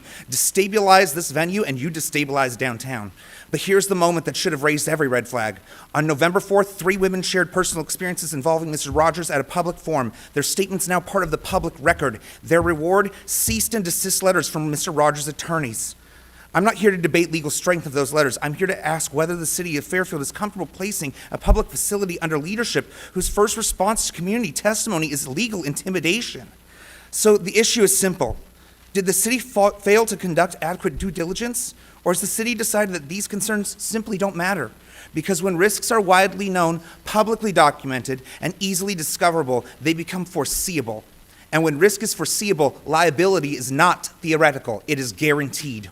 We will not stand behind a leader who has never stood with us, and we will not let Fairfield become the only city that pretends it didn't know what everyone else did already. And these people behind me are a testament to that. Thank you very much. Thank you. Next is Andrea Hallahan, to be followed by Jen Rivers. Hi, everyone. It has been frustrating to watch this happen. We have seen countless students come forward and speak about their positive experiences through the DTFA. We have seen a myriad of adults speak on their professional experiences regarding Mr. Rogers Jr. We have seen adults try to discredit these professional experiences by comparing these experiences to their anecdotal personal conversations or secondhand experiences through their children. Those who have left Mr. Rogers Jr. theater program have expressed belittlement and lack of respect towards their actors. The DTFA has grown hundreds of functioning adults. The DTFA has kept the lights on. The DTFA brought back theater in the midst of COVID when nothing downtown was open unless it had a patio like Rustwater. The DTFA has consistently been making minute changes to the theater, such as adding the marquee or adding state-of-the-art lighting and projection machines, which are currently owned by MST. While Rogers Creative Enterprises and Big Lights Little City have written ideas of what they can do to improve the space, the DTFA has been showing the community through actions how they are improving the space.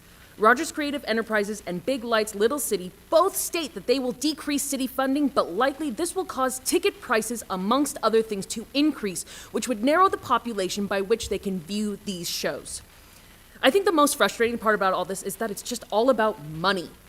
When I read the submittals, it seems the most drawing part of Mr. Rogers' plan was that he expects to be self-sufficient in 5 years. This is supposed to include time spent moving into this venue and putting on productions. He expects that he will have enough business to become self-sufficient. This is absurd and unrealistic. The connections that have been made through the DTFA will likely be severed, and previous regular acts will likely find new venues. If the City Council has any respect for the arts, they will listen to the concerns of the Fairfield citizens who have come forward and make the right choice.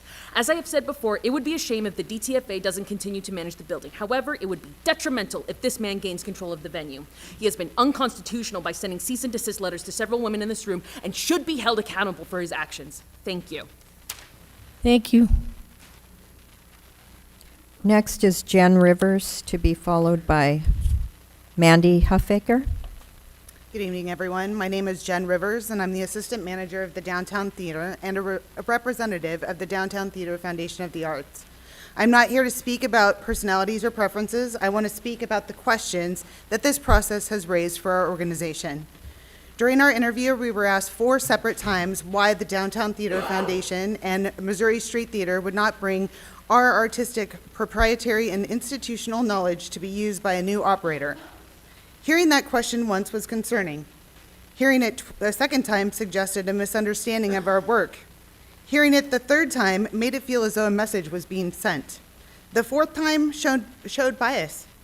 We were unsure why our first answer was not sufficient, and being asked the same question multiple times, each time framed with pointed concerns about our commitment, loyalty, and mission to the arts in Fairfield. It raised serious questions for us. For more than a decade, DTFA has developed programming systems, financials, and artistic processes that are the product of long-term work and investment. These are not materials that can simply be handed over. They represent intellectual property, industry relationships, and artistic identity. Expecting an organization to be displaced from its own venue and then contributing that work to a new management team is not standard practice in this field. Finding another home for the DTFA and many of the local organizations we serve will be extremely difficult. And if the city is determined that it no longer wants the work that we have done, it is hard to understand why we would be expected to continue providing that work for someone else. That is not how this industry operates, and it is not how institutional knowledge is transferred. Thank you for your time. Next is Mandy Huffaker, to be followed by Kirsten Pishka. Hope I said that right.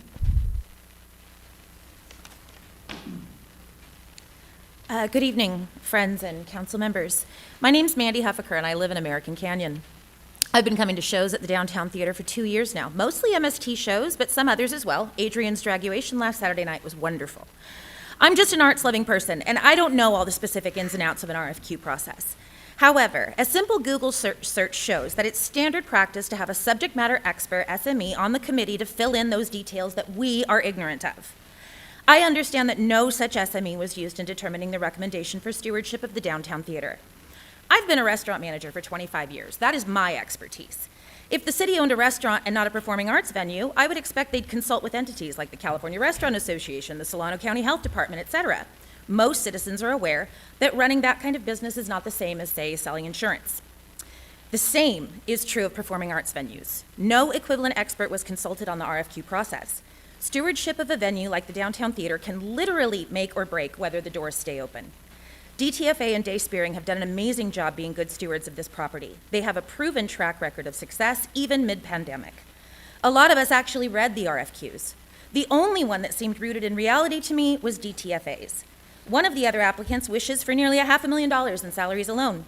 The other listed sales and numbers that anyone who has ever been to a theater knows that are not even close to realistic. So here's my question. Was any research done on whether those RFQs are even doable? DTFA's RFQ was the only one that made actual sense. It reflected building costs, community needs, and what the city of Fairfield can afford. However, the staff report treated the DTFA RFQ as though it were somehow the weakest. It was framed negatively in a way that doesn't match what I read. It's beginning to feel like this decision has nothing to do with qualifications, professionalism, or facts. And that feels personal. Did someone in city leadership make up their mind not because of the RFQ, but because they don't like Ms. Spearing or DTFA? I'm having a hard time reading it any other way. And the community will suffer the fallout. This place is beloved. The city needs to put any personal feelings of any of their officials might have all the way aside and do what is right for this building and this community. Choose Your time proven is up. stewardship. Thank you very much. Next is Kirsten, to be followed by Gregory Kearns.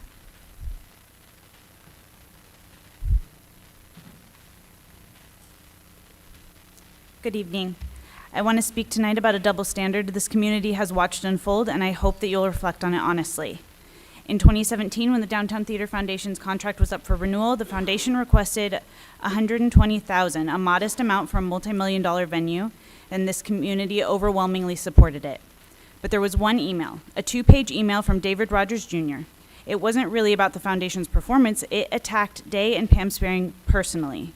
And that one email was read into record, discussed publicly in this very room, and talked about it in the newspaper for days. Now look at today. We don't have one complaint, we have dozens. Emails, comments, and firsthand accounts, mostly from women, describing serious concerns about that same individual. And the women who spoke on November 4th, they were not speaking on behalf of the DTFA or Missouri Street Theater, they spoke from their own experiences. And the only organization that has not spoken negatively about him is the DTFA. Yet this time, from leadership in this council, silence. Meanwhile, the Downtown Theater Foundation has operated with full transparency, and is now that we've learned that 3 women all received cease and desist letters from Rogers Creative Enterprise attorney simply for speaking at a public meeting and sharing their lived experiences. I want to remind everyone of something fundamental.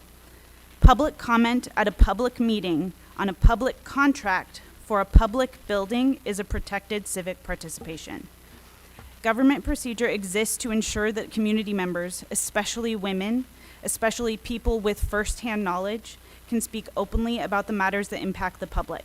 That is how democracy works, that is how transparency works, and that is how the trust in government is built. And this community is smart. We have done our research, and we know exactly what our rights are, and we will not be intimidated for using them. So, how does silencing women support the First Amendment? What exactly is he afraid of? The truth being said out loud? Because Fairfield does not silence Your people. time is up. At least we shouldn't. Thank you. Thank you. Next is Gregory Kearns, to be followed by Robert Brudney. Good evening, Mrs. Mayor and the City Council at large. My name is Greg Kearns, a resident of American Canyon and an enthusiast of the performing arts. On Halloween, I wrote an email expressing my concerns of Rogers Creative Enterprises with the recommendation of management of the Downtown Theater, and I'm hoping you've done some due diligence in your recommendation. But my understanding after watching the last couple of City Council meetings online is that he's still the recommended entity. Recommended on what basis? The current management has not only kept the arts alive, but thriving through some of the most challenging times in history. With COVID protocols to follow, they never shut down. After hearing part of David Leonard's statement a few weeks ago, to my openly non-political eyes regarding the need for a theater operator to be part of the RFQ process, I believe this RFQ process has been flawed at best. To say that the organization that has kept the doors open through COVID, that spearheaded the installation of the marquee, my list could go on. To have the current management as last place on your recommendation list has me wondering if there might be some dirty pool being played. Thank you for your time. Thank you. Next is Robert Brudney, to be followed by Sue Cavazos.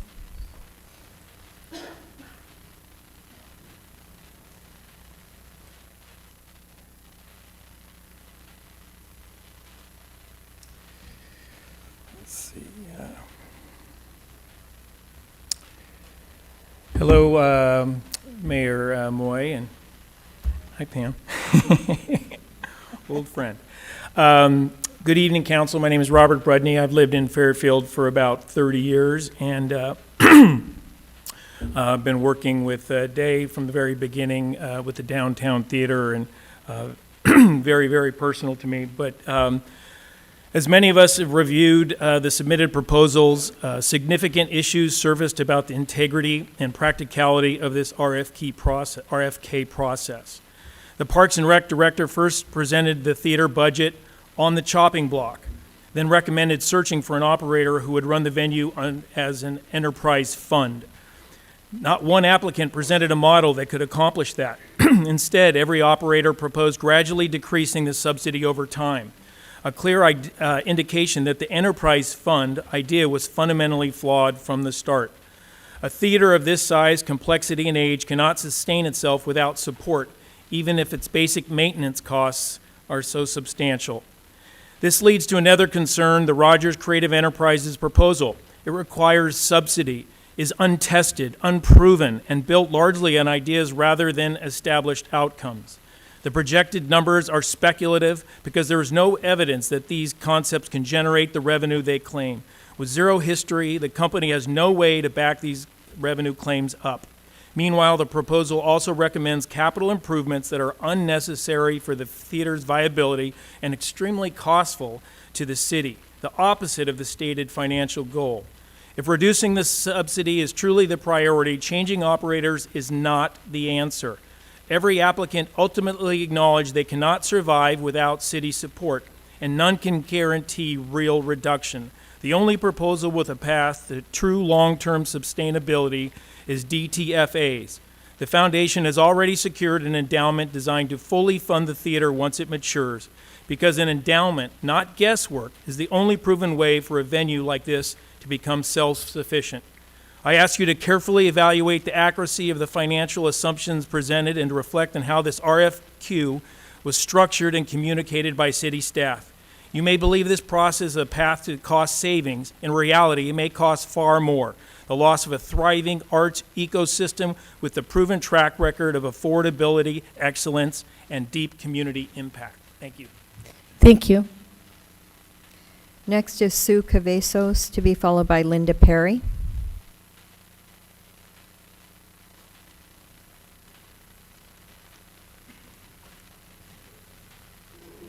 Hello, Mayor, Vice Mayor, and City Council members. I just want to first say thank you guys for your service and your time for the citizens of Fairfield. I'm Angie Kinitzer, and I am reading a letter on behalf of Sue Cavazos.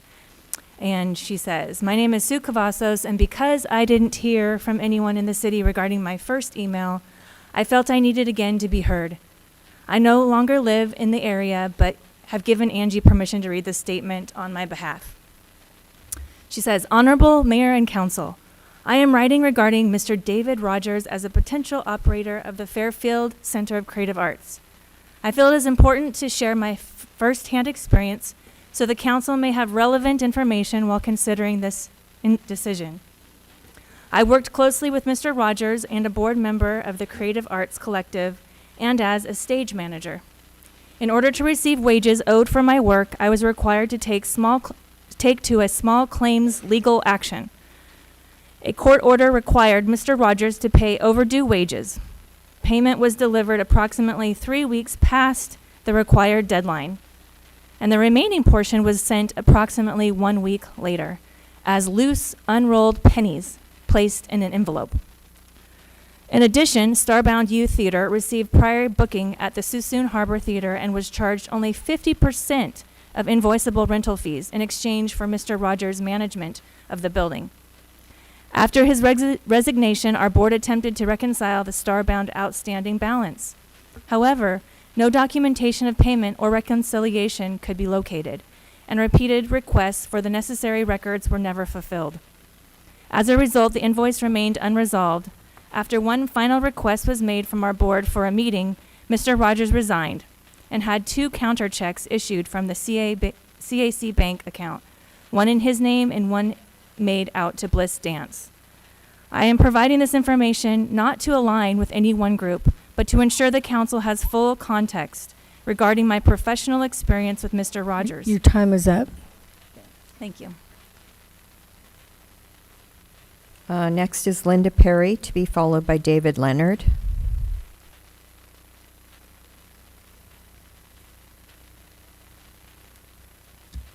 Good evening. I'm new at this.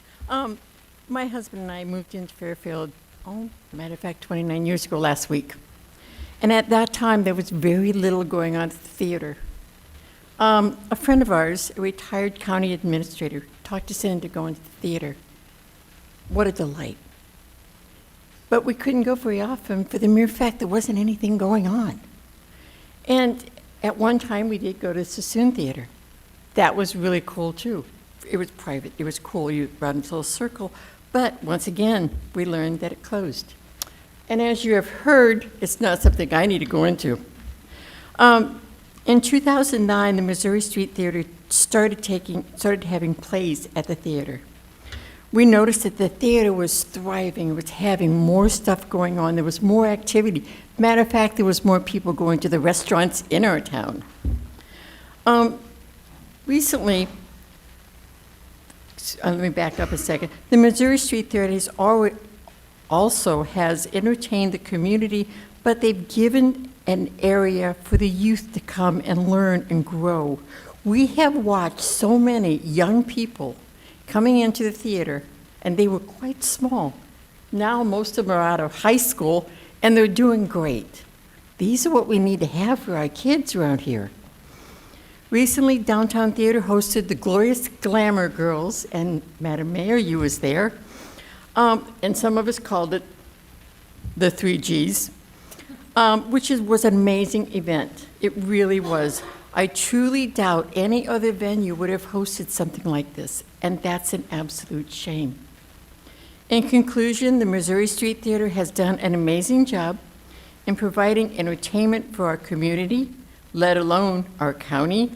They have also provided a great group for the youth to be part of. Another thing I would hate to see go. I hope you realize the Your time good. is up. I hope you listen to what they said. Thank you. Next speaker is David Leonard, to be followed by Lance Marshall.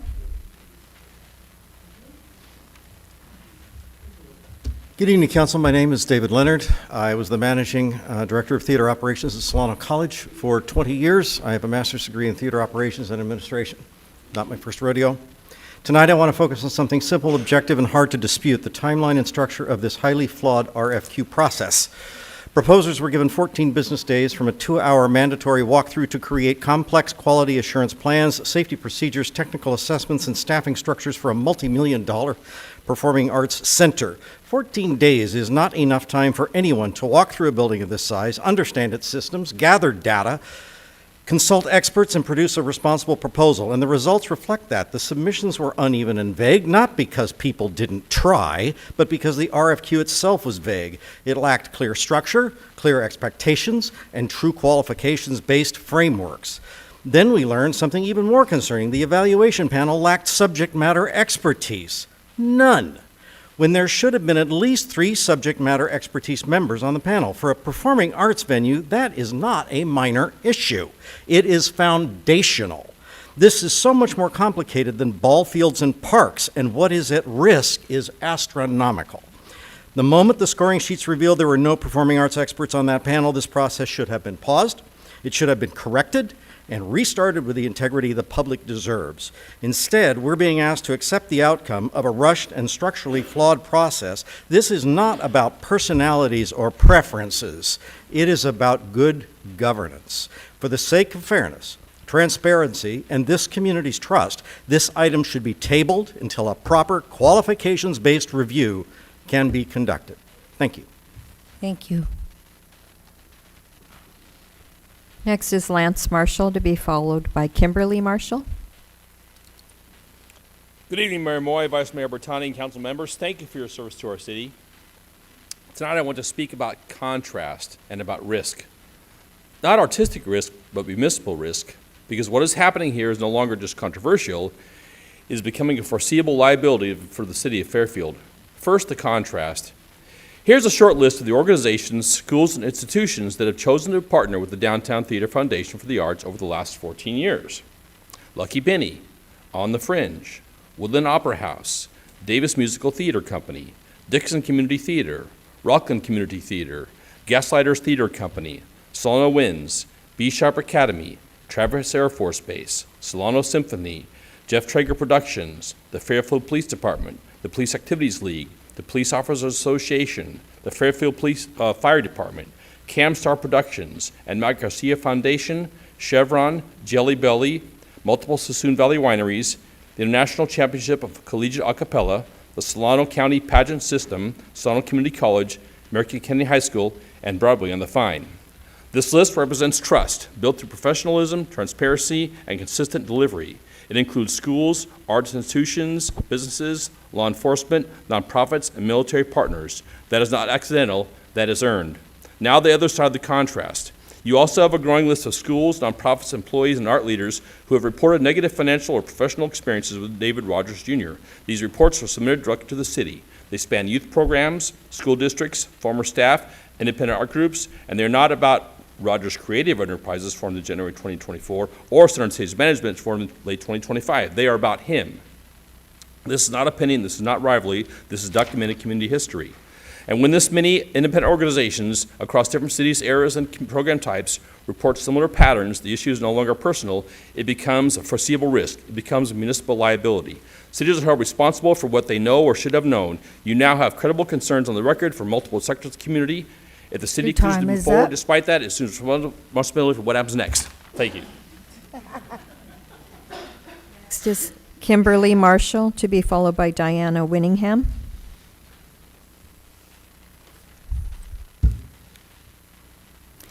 Good evening, Mayor, Vice Mayor, and council members. At the November 18th council meeting, I stood before you and I spoke and I referenced emails that were sent to you discrediting personal statements made at the November 4th meeting. So let me restate what you have already heard here tonight. After Casey Ellis spoke during public comment on November 4th, she received a legal cease and desist letter from Mr. Rogers' attorney, threatening her for sharing her own lived experience and her concerns about this process. Since then, 2 more women have received similar letters, Barbara McFadden and Dr. Tia Madison. All 3 spoke about their personal, first-hand interactions with Mr. Rogers. All 3 were talked to like they were the problem, and now apparently they are all being accused of lying. Let me be extremely clear. None of them are intimidated, nor am I standing here sharing these comments with you. This council should be deeply concerned, though, because if this is what Fairfield's public process becomes, if residents are met with legal threats for speaking openly to their own elected officials, then people will stop participating. Not because they don't care, but because they're afraid. That is the opposite of what public comment is supposed to be. Public comment exists to protect the community's voice, not police it. Each of these women came here courageously to help inform you. They spoke truthfully, respectfully, and from direct experience. They did what every city says it wants its residents to do: show up, speak up, and participate. Your job is not to take their side. Your job is to make sure they are safe to speak. This is not normal. This is not healthy. This is not the environment Fairfield should ever tolerate. Thank you for your time. Thank you. Next is Diana Winningham, to be followed by Michael Missaros. Good evening, Mayor, Vice Mayor, and council members. I want to speak specifically to information reported on by the Daily Republic. The recommended operator, who already has an established home in Vacaville, will book the Fairfield Center for Creative Arts with priority scheduling for their affiliated companies Starbound and Solano Community Players. Meanwhile, the resident companies being displaced here in Fairfield have no equivalent home to move into. This creates an obvious and avoidable imbalance. No city in this region takes a successful resident organization with a proven track record and removes it without a clear plan for continuity or transition. And no city replaces a high-performing partner with one that is already anchored in a neighboring municipality. This is not a growth strategy. This is a duplication of infrastructure. There's also a larger governance question. Why was there no inclusion of the existing resident companies in the planning process? These organizations are the ones who have stabilized the theater, built audiences, filled seats, and delivered economic impact downtown. They're not simply renters, they are the reason the facility has remained viable. Municipal planning standards typically preserves institutional success, not displaces it. Cities protect their proven cultural assets because they generate revenue, reduce operational risk, and strengthen neighborhood vitality. Replacing a known group with an untested option only increases uncertainty and weakens the city's return on investment. The arts ecosystem in Fairfield took years to build. It deserves a plan that strengthens it, not one that jeopardizes it by removing a company with no alternative venue and favoring a company that already has one. This decision should not be made in a vacuum. It should be made with a clear understanding of the business, economic, and community consequences. Your time is up. Okay, thank you very much. Thank you. Next is Michael Masaros, to be followed by Joseph Ebru.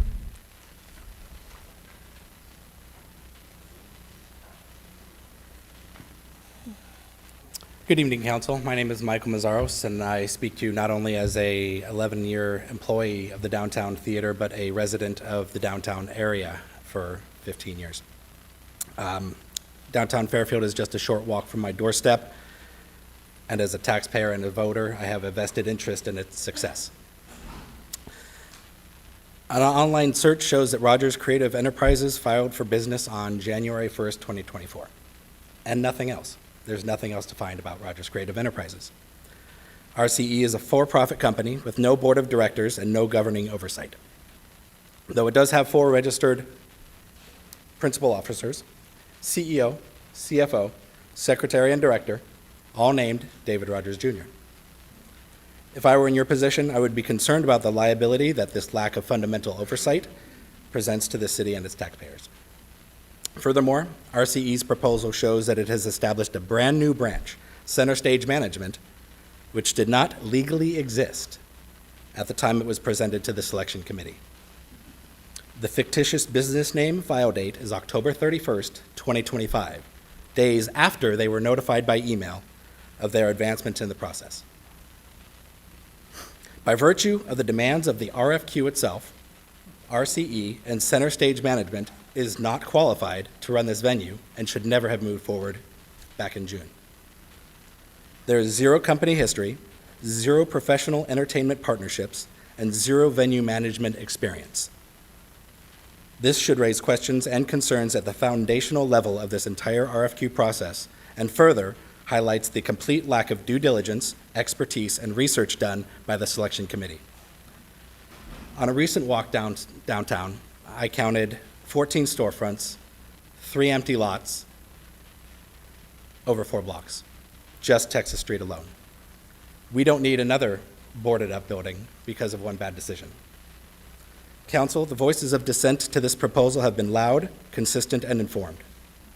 Your responsibility is to listen, protect this venue, and to protect this city, and understand that this theater deserves proven Your time leadership. is up. Thank you. Thank you. Next is Joseph Abreu, to be followed by Krista Ray Flores.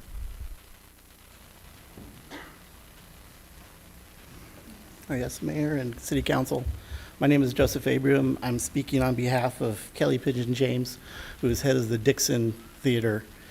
She couldn't be here because she is running Tech Week for a Christmas program that's coming up this weekend. But this is just another letter talking about personal testimony about Rogers. But as a small business owner, I have to ask you, I am really shocked that we are here and that this is still being pursued, and that I see on the docket that we're looking to adopt this. If I hire somebody, I have to look down and I call references and I check things out and I try to do the best job I can. How many, I was here a month ago. How many witnesses with personal testimonies of things not going just wrong, but extremely questionable, have to be there for this to be taken seriously? I'm quite honestly just shocked that it's still in consideration. It shouldn't be. Kelly Pigeon James, she has experience working with Starbound that was in the Dixon area. And they were hired by this Dixon Unified School District to partner with Starbound for an after-school enrichment program. Well, to make a long story short, because I'm running out of time, this enrichment program that costs thousands and thousands of dollars, I think it was 60 if I recall correctly, ended up being a 15-minute program, kids reading a script and wearing their own clothes with a couple bandanas and hats and things as the props. Obviously, I hope that's as bad as one can go, but you guys have a serious question in front of your faces. And I don't see how it's even gone this far and continuing, but this is a problem, and it can't Your time is up. go. Thank you, sir. Next is Krista Ray Flores, to be followed by Tessa Ewert.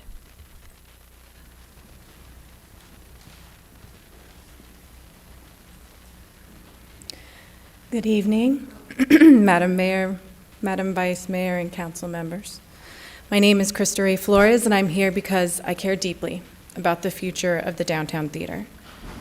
Tonight, you're voting on who will take over its operations contract.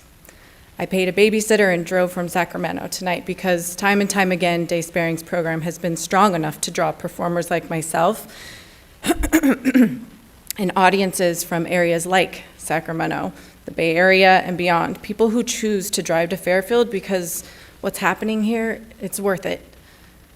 Now, I'm not a voting resident of Fairfield, so take what I say with a grain of salt, but I'd ask you exercise even greater caution with those from other cities who seek not to support what Fairfield residents have built, but to take it over. There's a meaningful difference between advocating for a program's success and attempting to control it from the outside. That's why it's concerning that a candidate with a troubling professional history at best, and one that I hope has been thoroughly vetted before making any vote, has been nominated to operate this incredibly important building. As it relates to the applicants who are based in Vacaville, Vacaville has invested heavily in its own arts ecosystem and deserves focused leadership from someone rooted there. And Fairfield deserves the same. A leader fully committed, fully present, and fully invested in Fairfield's downtown theater, not someone attempting to take over a thriving program in another city. Fairfield deserves leadership that has demonstrated responsibility, community engagement, and actual success in this city. If weight is being given to promises of reducing the city's investment over time, it says a lot about your leadership and what you choose to subsidize for your city's residents. This theater is thriving. It doesn't need a risky experiment with a messy history. I haven't heard one negative comment on the DTFA. The downtown theater needs continuity, commitment, and stewardship from people who have already proven they can elevate it. If you see gaps, talk to them. And I ultimately, respectfully ask you to prioritize stability for your Fairfield community. Thank you. Thank you. Next is Tessa Ewert, to be followed by Connor Watson. Good evening, members of the council. My name is Tessa Ewert, and I have been a member of Starbound Theater since I was 9 years old. When I first moved here, I was worried that I might never find a true community. But after joining my first Starbound production, I knew I had found a place where I belonged. Starbound has helped me grow not only as a performer through opportunities like their Performing Arts Academy, but also as a person. In 2023, I joined the Student Director Program, which allowed me to mentor young students, take on technical responsibilities, foster my creativity, and learn from Broadway-trained professionals during trips and workshops organized by my director, Mr. David. These experiences have taught me leadership, responsibility, and confidence. What makes Starbound truly special is not just the instructors, it's the students. Starbound provides a safe, supportive space where young people can express themselves and explore their identities without fear of discrimination. It has been a second home for me and for many others. However, the venues available to us do not always match the passion and potential of the students.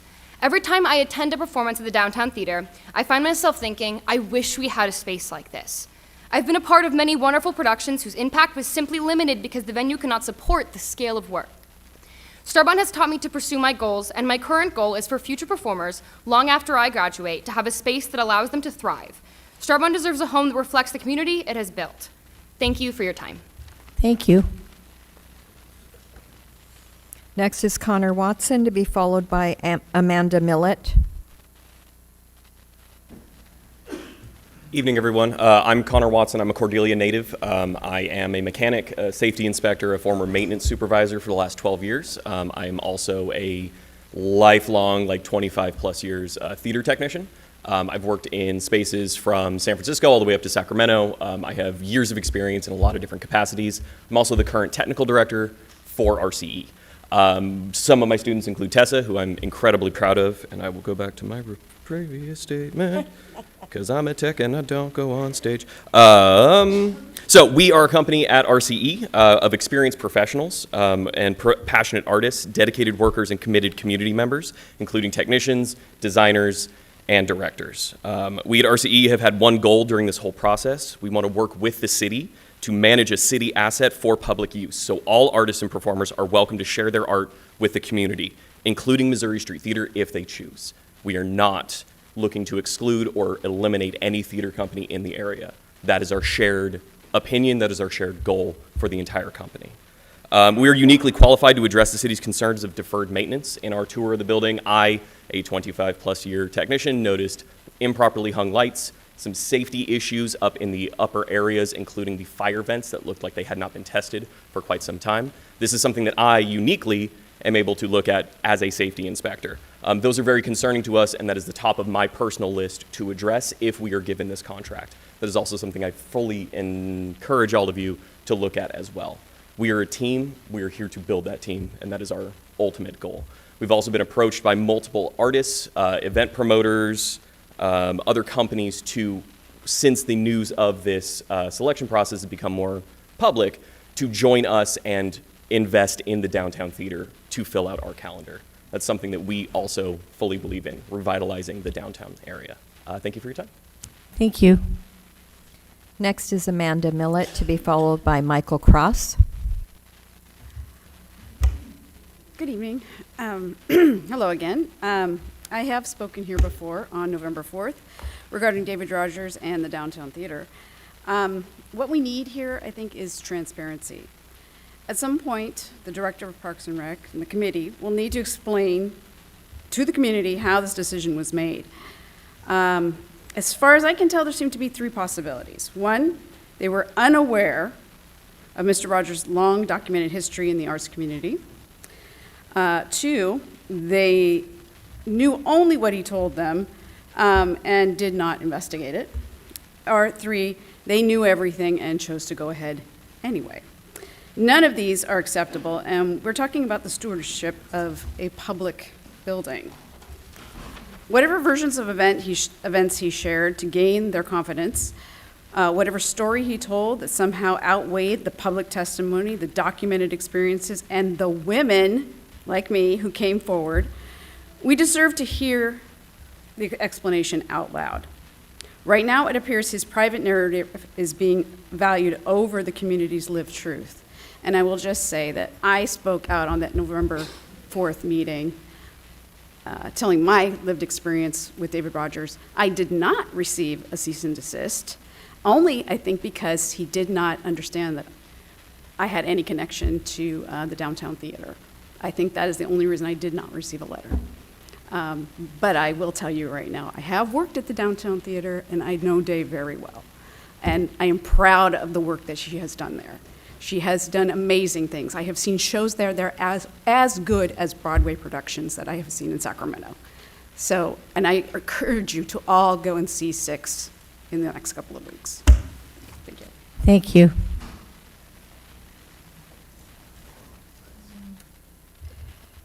Next is Michael Cross, to be followed by Christina Ray.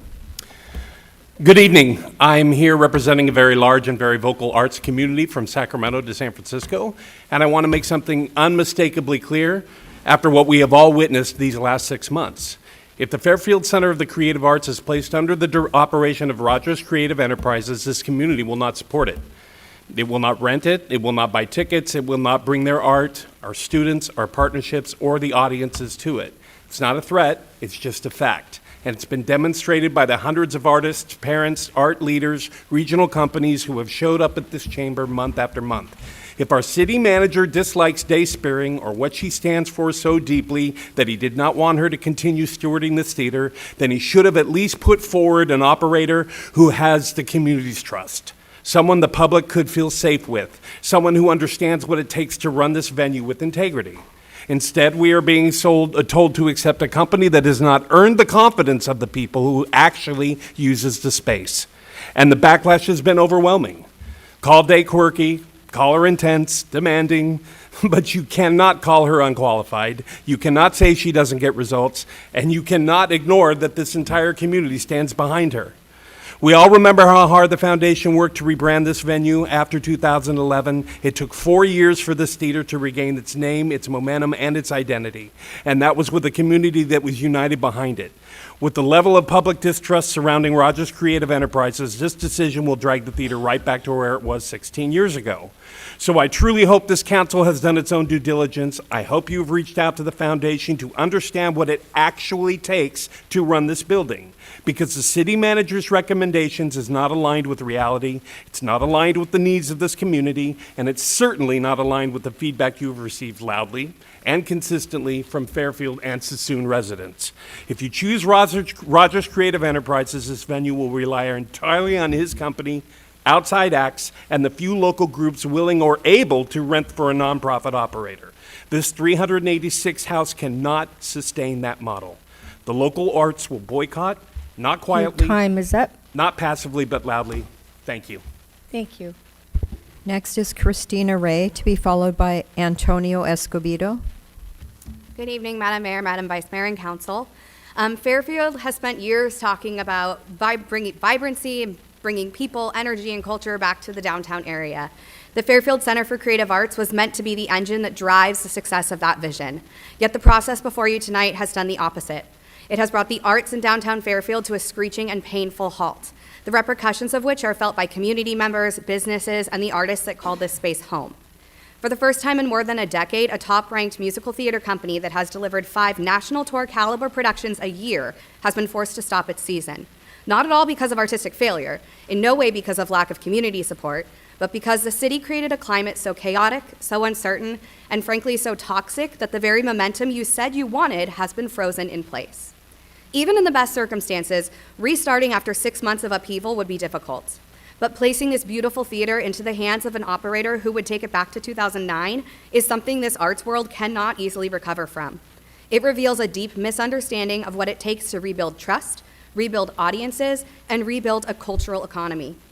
If you did not want the Downtown Theater Foundation stewarding this building anymore, that was your prerogative, just as electing you is the community's prerogative. But the expectation was that you would bring forward someone equal to or greater than the standard already in place. Rogers Creative Enterprises does not meet that bar, not artistically, not professionally, and certainly not technically. $500,000 in lighting, audio, and backstage equipment owned by outside arts partners across the district region will leave the building the moment it changes management. Where in RCE's proposal is the plan to replace it? Will the city fund those upgrades? Will he? Because as renters, as performers, as educators, we expect at least the same standard we just had, and it's one that I cannot believe the city is thinking of removing. If the goal was to replace the foundation, then the obligation was to present an operator that this community could trust, someone with the vision to elevate the arts, not someone whose plan hinges on food trucks in the courtyard. At the end of the day, this building is a stage, and on a stage, art must come first. Thank you. Thank you. Next is Antonio Escobedo, to be followed by Sandra Gray.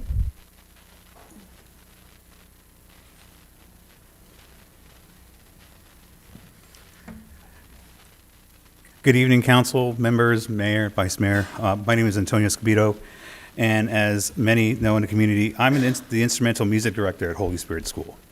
I want to make it clear that I'm here tonight as my own person, speaking solely on my own behalf and not representing my school or any other entity. I would like to briefly address an issue that arose after I submitted my written public comment on November 26th. I participated as a private citizen, not as a representative of my school. My letter to the city, to the council and mayor was sent from my personal email outside of work hours. Mentioning my profession simply provided context about my experience as a longtime music educator, and no point did I state or imply that I was representing Holy Spirit School. After my comment, Dave Sparing emailed my principal on the 29th, which was this past Saturday, and not me, about my personal letter to the council. In that first email, it was told to me that parents and students from Holy Spirit School were also filing complaints about her along with myself, something I had absolutely no knowledge of. She then asked my principal to gather and forward any records of communication between her and myself to her attorney, Bernadette Curry, Esquire. Because of that email, my principal had to pull me aside for a private meeting, a meeting that never should have involved her. I explained that I had no knowledge of any parents or students in contacting the city. I only consulted 2 colleagues to ensure the clarity of my letter. My principal appropriately informed Dave that any further inquiries must direct to me and not the school. Dave did not do that. She sent a second follow-up email in which she referred to me by my name, last name, and incorrectly stated that my letter was written on behalf of Holy Spirit School. Regardless of that follow-up, her initial outreach placed both my principal and me in an inappropriate and unnecessary position, especially since I submitted my letter solely as a private citizen using my personal email. My time. What I asked respectfully of the council, as everybody else has asked, please recognize my original statement for what it was, a private citizen sharing personal experience about community access. And please ensure that residents may participate in civic processes without fear that their workplace would be contacted as a result. Your Thank term you. is up. Thank you. Next is Sandra Gray, to be followed by Yvonne B.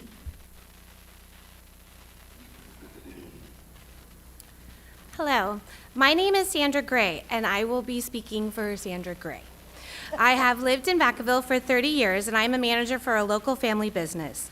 I was a PTA board member for Foxborough Elementary School for 8 years. I am here to show my support for David Rogers and his company's proposal to manage and operate the Fairfield Center for Creative Arts. I have known David Rogers personally and professionally for decades. I want to first say that I have always known him to be compassionate, caring, kind, ethical, fair, trustworthy, respectful, professional, inclusive, and I have always known him to have a deep love and passion for keeping theater alive in the community. He has changed and enriched countless people's lives by supporting and offering theater programs for so many. As a board member on Foxborough PTA, I had the pleasure of collaborating with his company to bring a theater program to the elementary students. His program gave the students the courage to speak in front of others, learn to work as a team and on a deadline, gave special needs students an opportunity to participate, and most importantly, sparked a love for performing and watching performances in so many young people. My 2 daughters have performed with Starbound Theater, and I have seen them grow in confidence, their theatrical skills elevate, and they have found a space they are comfortable to participate in. David's commitment to bringing theater opportunities to multiple school districts, his foster youth charity events, and more importantly, his deep community involvement brings people of all ages, ethnicities, and abilities together. I am excited for the prospect that his company could possibly manage and operate the Fairfield Civic Center for Creative Arts, knowing that he will elevate and bring new life to not only the theater, but to the downtown area. Thank you. Thank you. Next is Yvonne B., to be followed by Jim Sparing. Hello, Mayor, City Council. I am here on behalf of David Rogers. I just want to give another perspective, okay?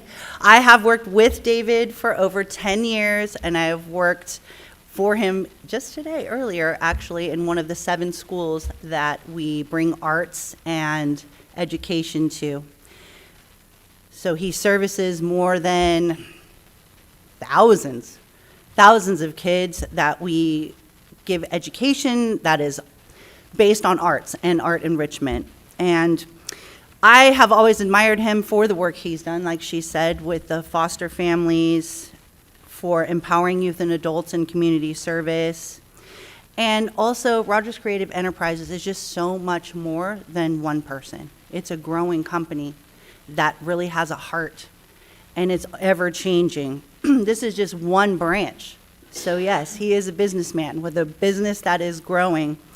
And this team that was created for possibly running the downtown theater has decades and decades of experience, including creating the Creek Walk in Vacaville, working on Vineyard Jam, which was super cool if you guys didn't go to that last summer, a good relationship with Visit Fairfield, and so much more. Art will not be extinguished. It will be celebrated, and it will be expanded in downtown Fairfield. You know, we see a vibrant change to it, and bringing in more theater, more groups, the schools that we service in the area. We are in Fairfield, not just Vacaville. Also, we want to promote the local restaurants and cross-promotion with, hopefully, our jewel, the Sassoon Valley. So celebration, collaboration, that is the key, and that is the only way that we are going to succeed. This division is Your really time sad. is up. Okay, thank you. Thank you. Next is Jim Sparing, to be followed by Anna Eaton. Thank you, Mayor and Council, City Manager. In fear of my daughter not talking to me, I am not going to talk in favor or opposition of either of the proposals. After 36 years of elected office, I want to talk about process. You know, I understand how public decisions should be made, and I understand what responsible government process looks like. I want to speak to one point only, the evaluation panel for this RFQ. A performing arts center cannot be properly evaluated, as David Leonard said, without subject matter expertise. From my understanding, there was no venue management expert, no arts industry consultant, no theater operations professional on the panel. I feel this panel needs to give the public a sense of fairness and follow best practices. Without you going through this independent review of this, you're not going to satisfy half of the community. And so I think you have to make a decision based on experts that know this field. Individuals have experience in performing arts, understanding budgeting for a venue like this, and make recommendations about what applicant is most qualified to serve the community's best interest. As a selection process without the appropriate expertise, you cannot produce an informed result. It's not fair to the city council, it's not fair to the community, it's not fair to the venue, and it's not fair to the hundreds of theater volunteers, mostly Fairfield residents, that this process was done without a recommendation from experts in this field. Until the panel includes the necessary qualifications to evaluate this type of operation, this recommendation should not move forward. The question is simple. How do you make a qualified decision without qualified evaluators? And if you want to validate the city manager's recommendation, this is the way to do it. Have experts in the field evaluate the applicants and give you a recommendation, and then you're making an informed decision. You know, Your time is up. Okay. Now, thank you, and I think it's a solution that you should at least consider. Thank you. Thank you, Supervisor. Next is Anna Eaton, to be followed by Isabel Gutierrez. Good evening, Mayor and Council members. Thank you for the opportunity to speak. I'm here to present a different perspective for you. My name is Anna Eaton. I founded Starbound Theater, and while I'm no longer involved in its day-to-day operation, I remain proud of what it has become and what it continues to offer our community under David Rogers' leadership and vision. Back in 2003, in the Community Services Department, a CDBG grant was awarded to the Youth Activities Division, and from that, we utilized the money to create Starbound Theater, and that afforded children of at-risk population to participate in theater because it is an expensive endeavor. And so that is how Starbound Theater was created. I worked with a variety of directors throughout the programming period until I came across David Rogers, and he has stuck with the program ever since. And he has grown the program since 2008 when I contracted to work with him. So I'm here today to urge you to select Starbound Theater, CRE, as the operator of Vacaville's downtown theater because it brings a rare combination of proven programming, community roots, youth development impact, and consistent audience building that can make this venue both culturally vibrant and sustainably used. Since 2003, over 2 decades, Starbound has served thousands of children and reached tens of thousands of audience members. That community trust matters when the city is choosing a partner to operate a public cultural asset. Starbound has operated beyond Fairfield in American Canyon, Napa, Vacaville, but it's time Starbound became the resident theater company that was discussed years ago. I see my time is running out. So council members, I'm urging you to select Starbound Theater as the downtown theater operator because it has a proven record, deep community roots, and the year-round programming needed to keep this venue active, inclusive, and thriving. This is an organization that has spent more than 2 decades building talent and audiences in Solano County. Thank you. Your time's up. Thank you, Anna. Next is Isabel Gutierrez, to be followed by Cora Moreno.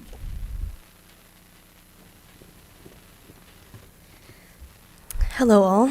My name is Isabel Gutierrez, and I will be speaking in support of David Rogers Jr. and Rogers Creative Enterprises.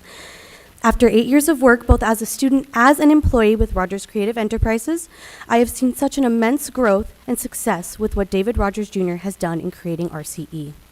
I have watched this company grow and create more and more opportunities for the community, not just in theater, but in schools as well. Performing with RCE has given me a home, a safe space, somewhere where I could be myself regardless. I was a part of the Performing Arts Academy and the Student Director Program, which encouraged me to move forward in a career in theater. Working with RCE's after-school program has given me a chance to work with children who have never had a chance to gain arts otherwise, and I have seen firsthand the spark of theater that comes to fruition in a child's eyes. I have never seen someone so passionate to bring theater to not only the youth, but to the general community, nor have I ever doubted Rogers' ability to create a safe and welcoming space for all, regardless of circumstance. I ask you to consider a company whose passion and dedication to the arts is very, very apparent in the work that has been and will be done in the future. Thank you. My last card is Cora Moreno. And then if anyone else wants to fill one out, they can come up. And I do have one hand raised online. Good evening. I know it's been kind of a long night for everybody. We appreciate your time.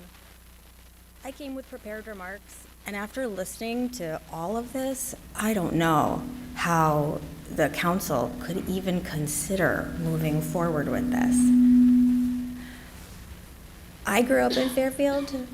I used to work in downtown Fairfield when there was really excellent fine dining. I actually know I waited on some of you back in the day, and I didn't come back to Fairfield until my daughter had an opportunity to perform there. She's performed at quite a few regional theaters, and none with the level of professionalism or with the facilities or the technicians that operate in that space. It's out of this world. It's really more than any regional theater can offer.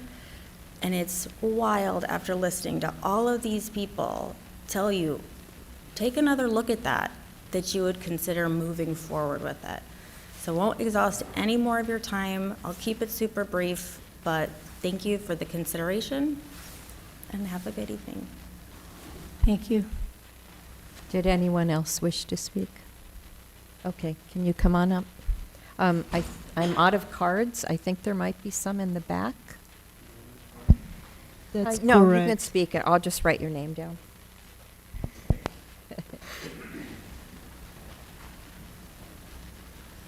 Good evening, Madam Mayor and Madam Vice Mayor and Council and City Manager. My name is Dave McCallum. I'm with KUIC Radio and Connoisseur Media. Both David Rogers Jr. and Dave Sparing are clients of mine.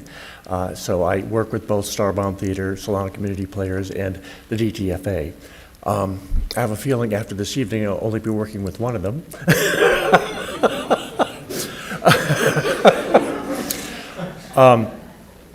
I just want to say that I think, I mean, they both do wonderful work in educational for our young people in the performing arts and in stagecraft. They both do wonderful, wonderful work where they are. Now, Day and DTFA is based in Fairfield Sassoon. David Rogers and David Rogers Creative is based in Vacaville and Dixon.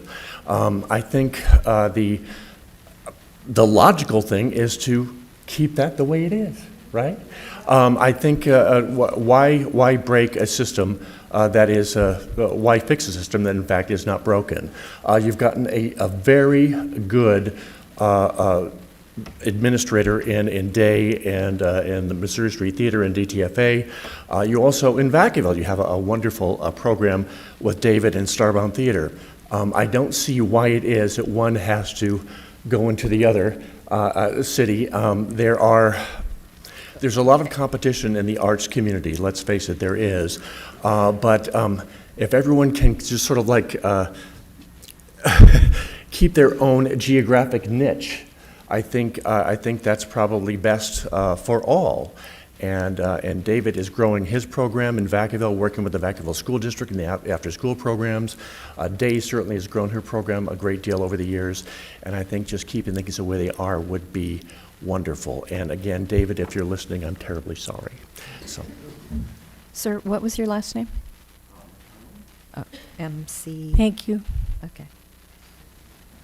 And our next speaker is Brooklyn Hobbs, to be followed by Wanda Cook.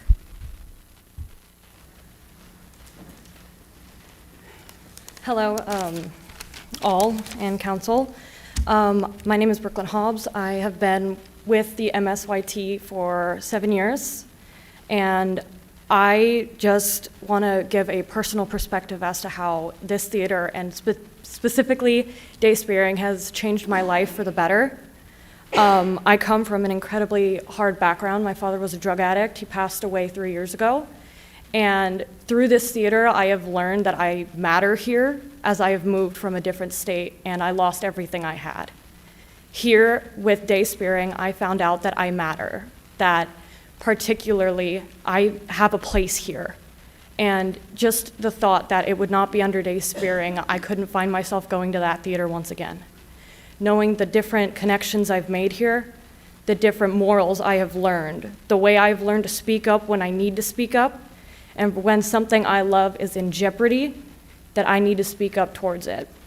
And just seeing this, knowing that small children that have felt shy, scared, lost, have gone to this theater and become people that speak out, people that learn, and people that share their story and just use what they learned in that theater for advocacy.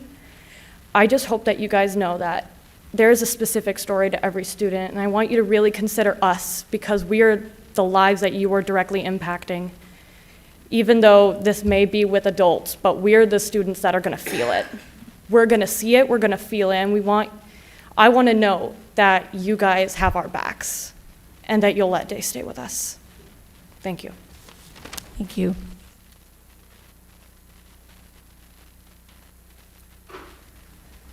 Wanda Cook.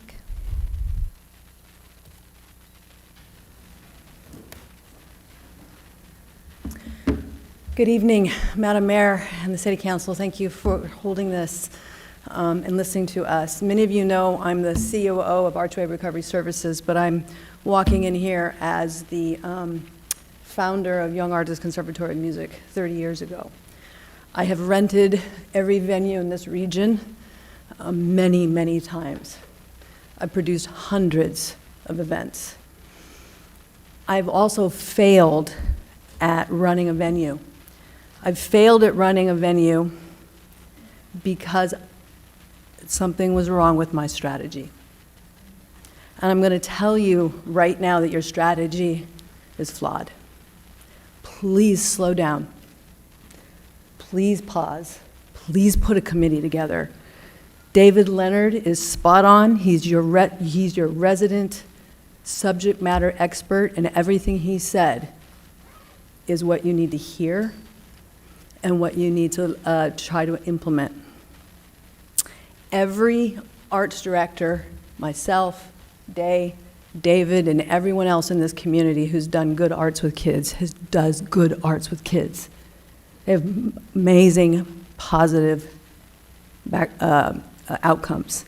But this is a venue, it's hard, it's complicated, and if this venue fails, you know downtown will fail. You cannot risk this. And you must ensure that you have a strategy that will work, that is diverse, that is transparent, and that does not void city financial commitment, because you cannot expect that theater to ground the cultural ecosystem of what you want downtown theater to be and take funding away from it. You cannot, an organization cannot bear that risk. Your time is up. Thank you. Thank you. Okay, that was the last card. Are there any other speakers?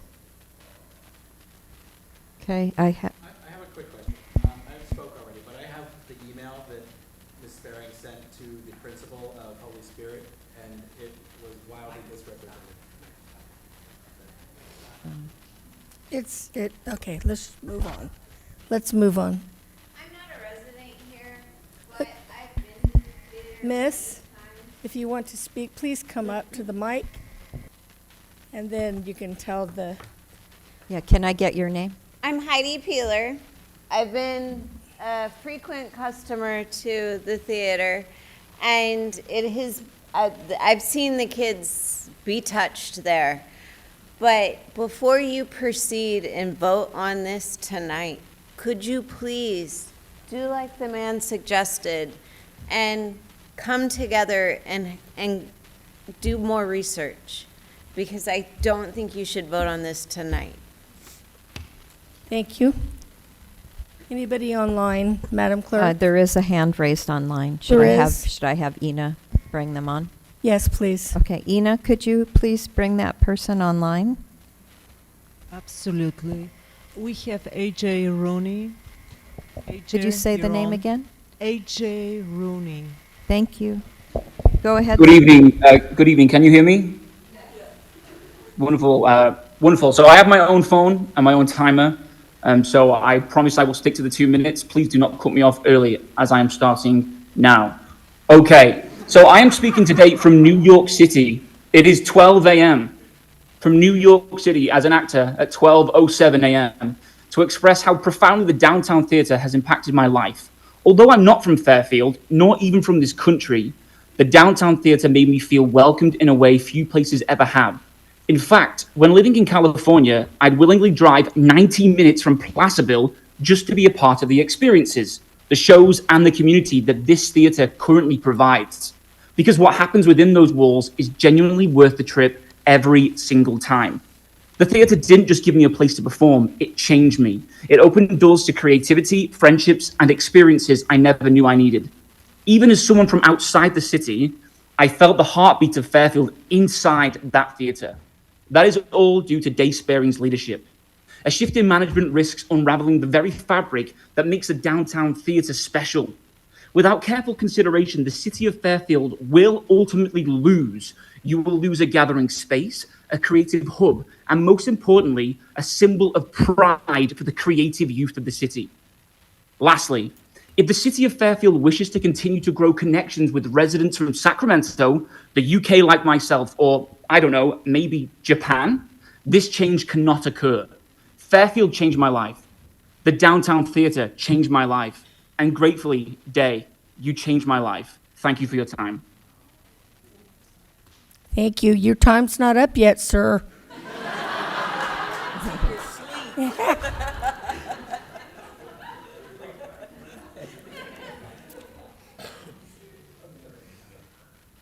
Anybody else, Madam Clerk, online? Ina, is there anyone else?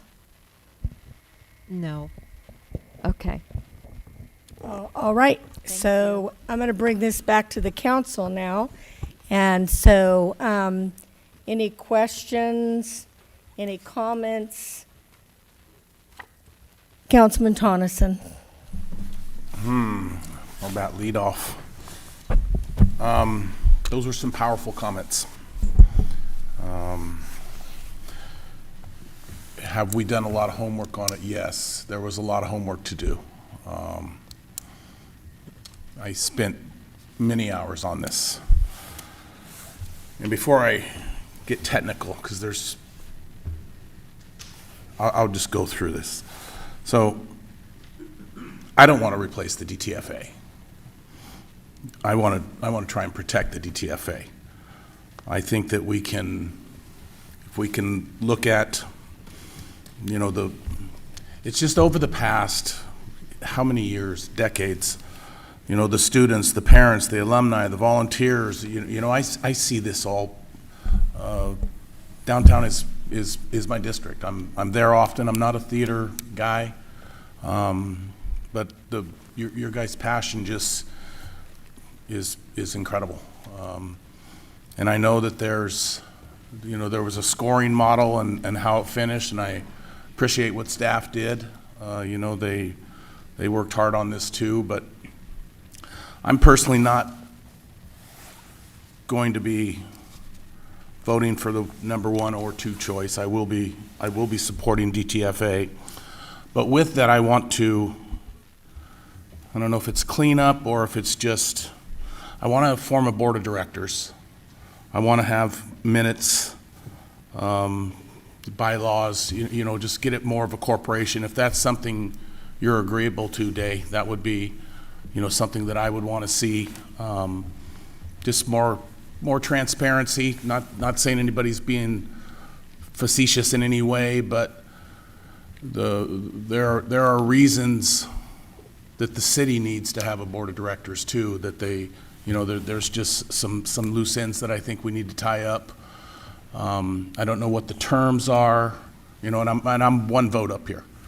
I don't know what the terms would be, you know, a year, 2 years, 3 years, whatever the contract terms would be, but, you know, I'd like to see you stay there.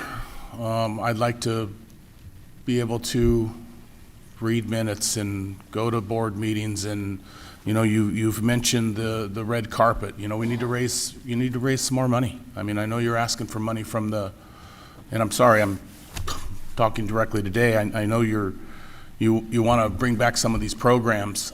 The red carpet event sounds like a big deal, you know, and you are coming in asking for more money, and maybe that's the answer, you know, but can we do more fundraisers? Can we get more involved? I think we can, and I trust that you'll do that. I would request a board of directors, but that is something that if the council goes this direction, that we would have more conversations, but that would be the direction that I'd be heading. Thank you, and thank you all. That was impressive. Thank you. Councilwoman Williams. Yes, thank you, Mayor. First, I would like to say how impressed and how much appreciation I have for the arts, not because I go to shows, but because of all of you. And you all have been coming for, feels like months now. Especially you young people. When I hear you speak and have heard you speak over the months, it makes me feel like, boy, I wish I would have gotten into the arts, you know, as a young person. Maybe it wouldn't have taken me so long to come into my own and to have my own voice. You all have such poise. And I just wanted to take a moment to say thank you. I also am making this comment generally because I have a general appreciation of the arts. There has been, you know, I know you come in as artists and poets and actors, and you're coming from these different places. You're coming from Sacramento and Vacaville and all these places, Sassoon. You're coming from all of these places, and you're coming from all of these different theaters. And I say thank you. And thank you to all of the theaters for putting in the work. Yes, we've heard, you know, anti this theater, anti that theater, but I just want to give you all a collective thank you. Thank you for being here, and thank you for speaking.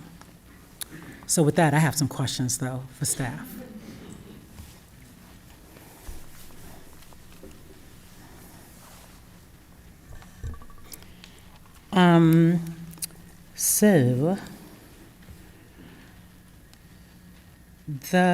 I remember Christina, when you all did a RFP for the golf venue,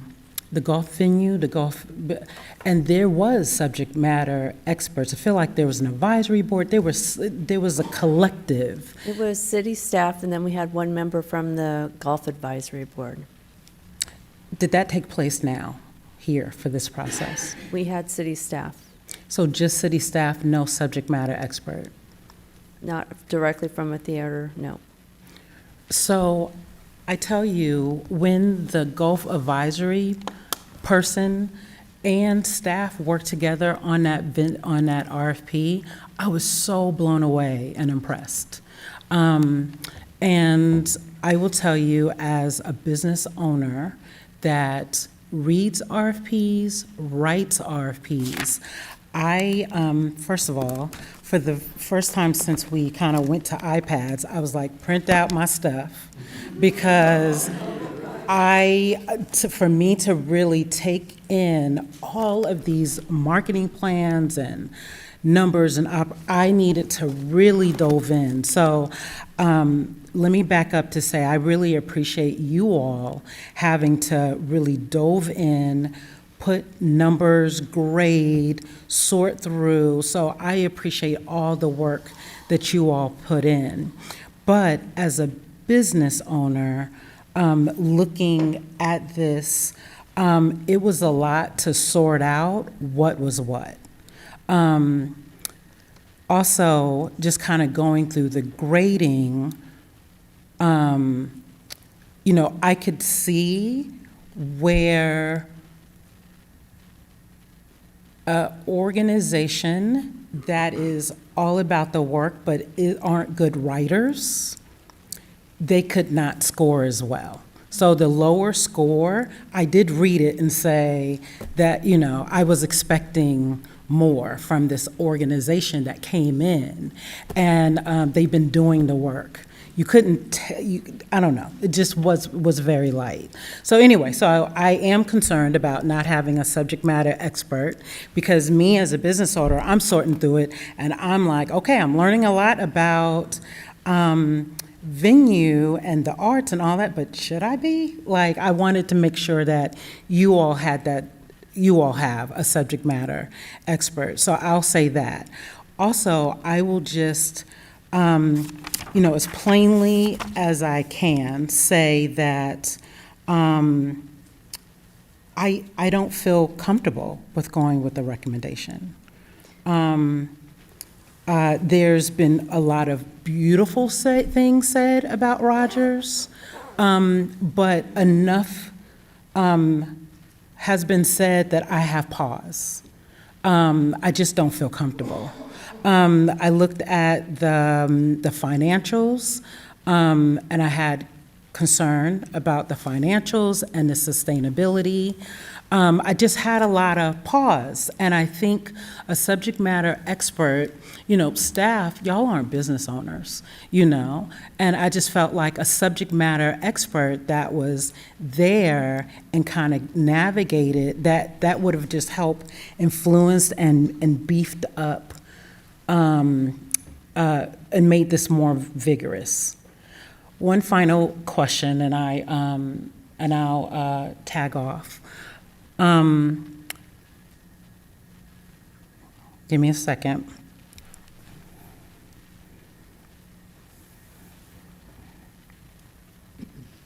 There's been, I just want to address this. There's been a lot said, city manager, like as if you were part of the evaluation process.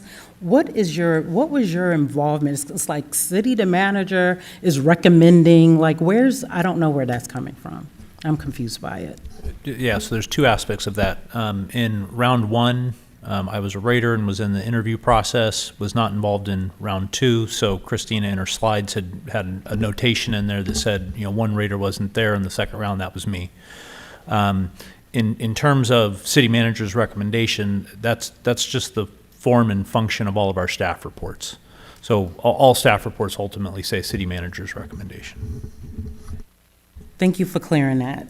I feel like my notes are not clear enough, that I feel like I'm missing something. So Mayor, I may need to loop back. We can circle back to you if you, if it comes back to you. How about you, Councilman Doug? Did you have something you wanted to say? Sure. First of all, I just want to thank everybody for the emails. I did take the time and I read every single one. I didn't answer them all back. I've been really busy lately, and I apologize. And like Councilwoman Kay Patrice says, is sometimes when we interview, we don't interview good. I don't interview good. Sometimes we just take for granted, that, hey, I got this, and sometimes it doesn't come out good, and I understand that. But I just wanted to thank everybody for the emails. There's a lot to think about. It was, since I've been on council, I think it's the most emails that I've gotten on one specific subject. And you guys were very passionate about your speaking and coming up, and that means a lot. To sit here, 9 o'clock, 9:30, and do that, there's some loyalty there as well, and I hold that dear. Got a lot to think about, but thank you all. Did you have some comments, Councilwoman Pandora? Yeah, sure. Hi, everyone. First of all, thank you all for your passion for this topic. I have lived here my entire life. I have danced on that stage. I used to dance ballet folklorico, so I have performed there several times and other venues as well. And the downtown is important to me. And so whoever we go with, I want to make sure that it is a positive community partner, a positive business partner, that is transparent, responsive, and accountable on every level. We need to make sure that, what is it going to look like going forward? Is it going to, I can't say the same. We need to do something, and I know everyone in their RFQs shared what they would be doing different or what they would do to increase attractions and to increase the flow, which is great. But I just want to make sure that the operator is, there's like a business mindset, because it is a business and you are partnering with other businesses in downtown, right? It's a partnership, and it has to be one. And it has to be one with the city too. We need to make sure that whoever is there is responsive. If we're asking for information, that we get it back. I do have a little just concern about the, not having an expert on the panel. But aside from that, I just want to make sure that whoever is there has a growth mindset, who is committed to the downtown, to the city, and is responsive and held accountable. So for right now, that's where I'm at. Thank you. Madam Vice Mayor, do you have comments? I do. Thank you, everyone, for hanging in here with us tonight. Really appreciate your passion and your expertise when it comes to this discussion. So first off, let me just, as a mother, say thank you to the Missouri Street Theater, Day and your team, for everything that you've done for my children. This program knows how to build leaders. This audience is filled up with them tonight. And the experience that my children had with the Missouri Street Theater, et cetera, really impacted their lives. Tyler played as a kid the Artful Dodger in Oliver. She never looked back. I think we had to drag her off the stage that night, actually. Dylan, who is not a theater guy, but he played in some jungle scene in one of your shows, and he was strutting around the stage as a jungle animal. So happy to be there with the ears on and everything. So I'm just saying that as a parent who was kind of a helicopter parent, I really appreciate this kind of programming for children, because I know firsthand what it did for mine. They're better for it. So I just want to thank you for that, very, very much. And I want to thank this lovely community of artists with all of your passion and for your insights and for unearthing for this city council so much information that we didn't have, at least I didn't, until so many of you sent so many emails saying, look at this, consider that. You helped develop the factual record for the city council, so thank you for taking the time to care that much about this matter. The Missouri Street Theater, the Downtown Theater Foundation for the Arts, they have a demonstrable track record for operating these kind of venues. Demonstrable meaning based on evidence. But here's my problem with RCE. The record before me tonight does not contain that kind of evidence. A demonstrable track record for operating this kind of venue. It's not before the record is void, in my opinion, for having that kind of evidence. So, for instance, based on the record that is before the city council, does RCE have any experience successfully operating any performing arts venues ever? The record does not answer that question. Does RCE have any demonstrable track record, prior audit histories for operating these kind of venues? I have to say no, because I haven't seen any evidence otherwise. What are RCE's venue management credentials? Not in the record.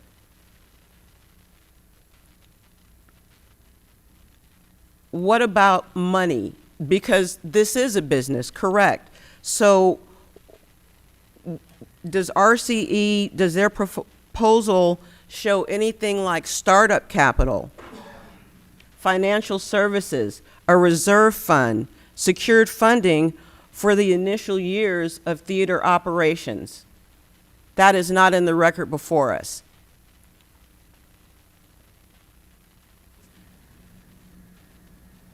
Is there any, like, this is demonstrative to me of community partnerships, right?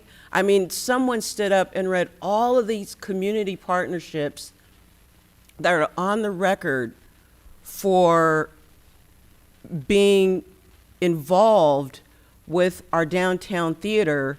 Where is that evidence for RCE? I am telling you, it is not in the record. And what happens if the Downtown Theater and Missouri Street Theater leave this place? You know what they take with them? Their intellectual property. So what is RCE, meaning the brand around the Downtown Theater? That is intellectual property not owned by this city. And I don't believe it's been transferred or licensed or assigned or anything like that. The brand goes. So what is the rebranding strategy? What is the rebranding budget? If the number one applicant remains number one. And I've heard some things tonight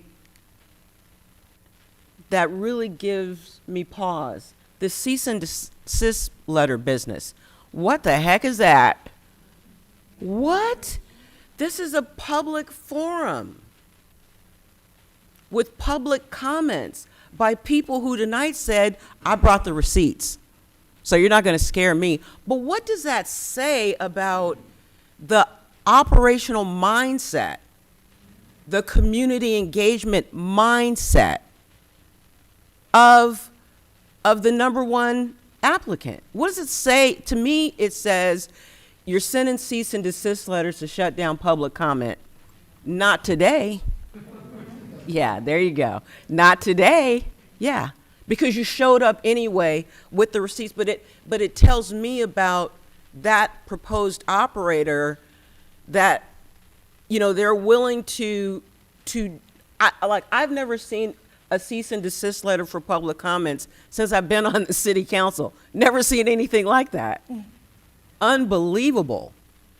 So that tells me that to me, I question the operational integrity of anybody who would permit that to go out under their signature. I mean, I just have to say it. I've heard things like there are instances, previous instances of no receipts for expenditures, no accounting records, no financial reconciliation reports, unauthorized uses of debit cards, dismantling Sassoon Harbor Theater, belittling actors, and not paying for employee wages.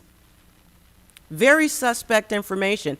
And once again, that's not before us from the city. You know, it's not in our packets. That's information you've provided and corroborated, or at least members of the public. And with all of that, we just heard tonight, once again, some more receipts you provided, that David Rogers is his own governance board for the RCE? I mean, Chief Executive Officer, David Rogers. Chief Financial Officer, David Rogers. Secretary, David Rogers. Director, David Rogers. No oversight of this complete operation.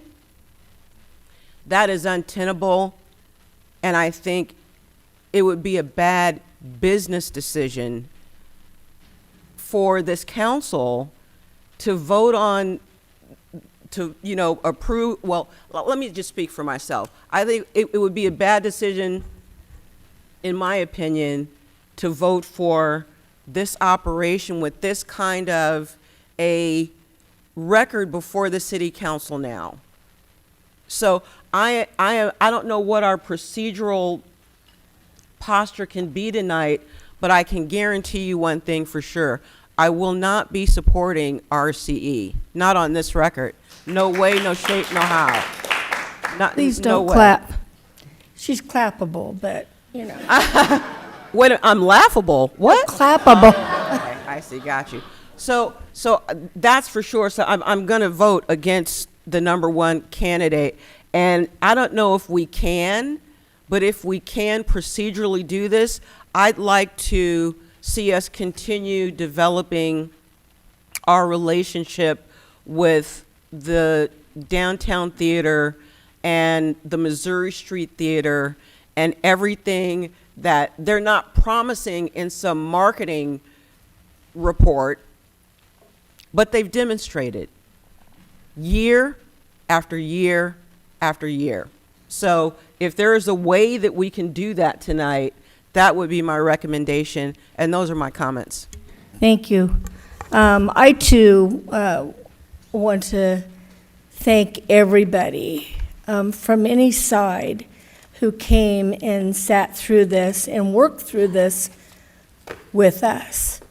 I have learned a lot from you all, because I'm not a theater person. I mean, I act up here, but I've never, you know, done that. My daughter did, and when she was a kid, and in her first show, she was in Snoopy, and she stood up there in front of everybody and picked her nose, and I thought, oh, that's the end of her acting career. But to be serious, I learned a lot from you all, bringing, as others have said, receipts, by standing up here and talking us through what I believe were blatant errors that were made in vetting It doesn't seem like that really was done to the point where we're satisfied, it sounds like. I also want to say something on the personal side with Day. I used to run a homeless shelter here in town for women and children, and many of those children have never even been to a movie. They're the poorest of the poor. They lived on our streets in cars with their moms.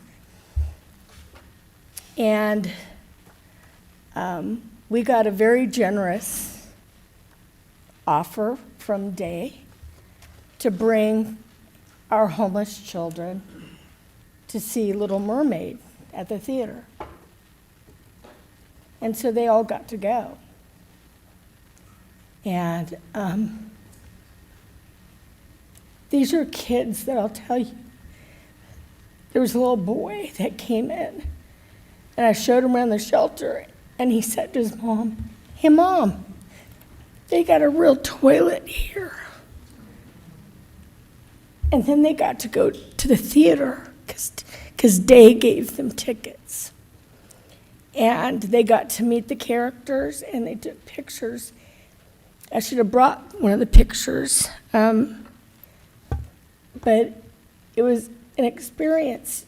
You know, a lot of young people that grew up in there have said, "It changed your life." It changed theirs too. It changed theirs too. And I'll never forget that. And if Day weren't there, that wouldn't have happened. And I find out the other day that Day also offered our Japanese ambassadors, young people who came here, tickets to go see something that she hasn't heard back from staff. But the generosity of that, that's from... I heard back today, Pat. Oh, oh. It is all set up for the 14th. So there you go. Thank you, Day. She's so shy.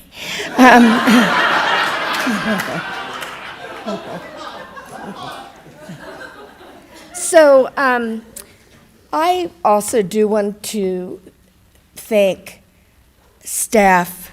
They did have to go through a lot of work, and they did. They did a lot of work, and it's difficult doing these kind of things. And I think that we all learned some things.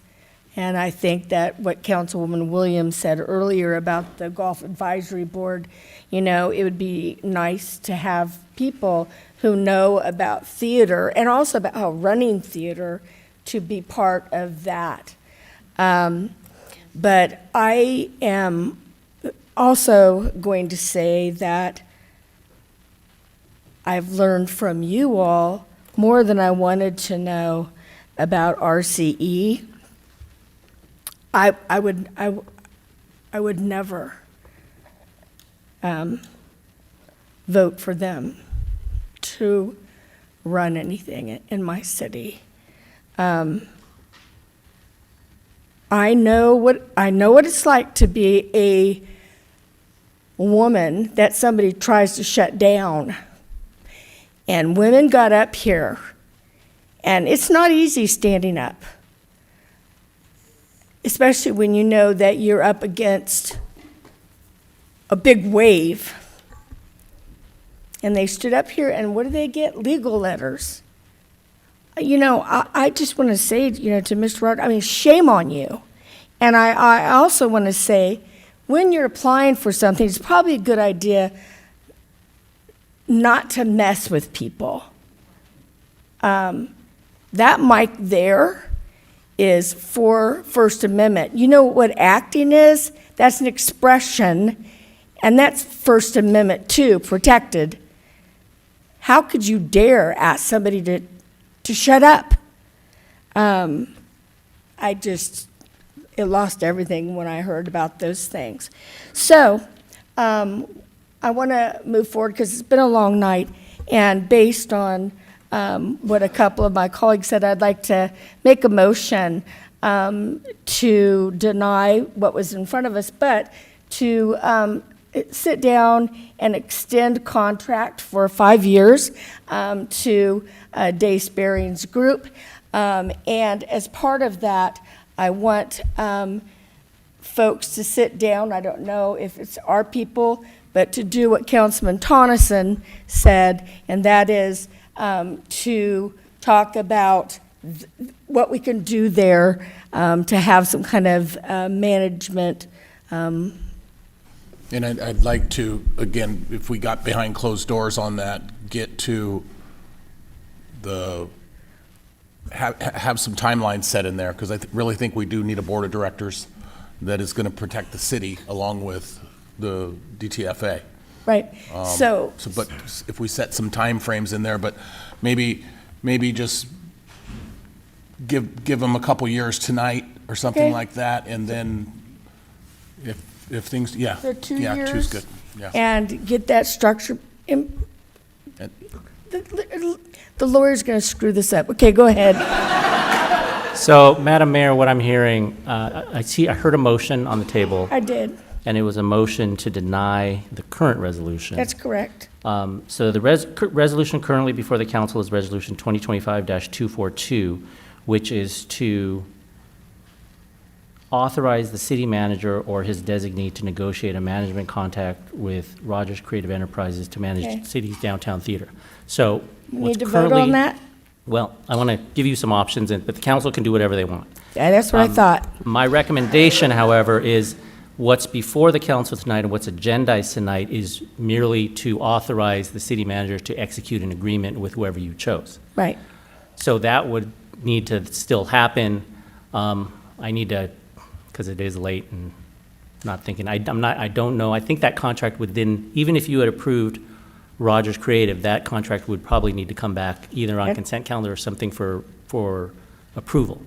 So what I recommend today is you can probably, for procedural clarity, make a motion to deny the resolution, although you don't really need to. You can just let it sit and it would just die of its own accord. You can just give instruction to staff saying, come back with another agenda item with a negotiated contract with DTFA. And you can, I think it's appropriate at this time to give some guidelines, but I wouldn't start negotiating from the dais. I think that's. No, I was people are gonna be demanding, I wasn't exhausted. negotiating. I'm all kidding aside. People are going to be exhausted if you start talking I today, know. and I it's not get it. agendized. So I think that would start kind of getting us into kind of a slippery slope. What I recommend is you can either move to deny the resolution or just not take action on it. You can give direction to staff, which I think you've already started doing, to say we want you to negotiate a new contract with DTFA. What I would recommend is, instead of reaching consensus, is I think it would be appropriate for each council member to state some of the things they're looking for in a contract, but not start, I don't think you need to have an agreement in place. Agreed. But just kind of state, this is what we're looking for, so staff can have some direction. And then we're not going to negotiate that on the dais No, right now yeah, I until don't we think get behind that, it's closed not doors, yeah. agendized, and it would take too long. Then staff can take your direction, go back, talk to Ms. Spearing, and then come back at a later date with either a draft contract or something for final approval. So then we don't have to put a term on it now. We can say we're going to negotiate with the DTFA. I think it would help staff, and I'll turn to the city manager, if you want to state some things now. But again, I wouldn't say, does everyone agree? I would just say, whatever anybody wants. We already have an extension with DTFA through February of 2026. So that gives us some time. Okay. Well, so I'll restate my motion then. So we don't need to deny it because it's dead.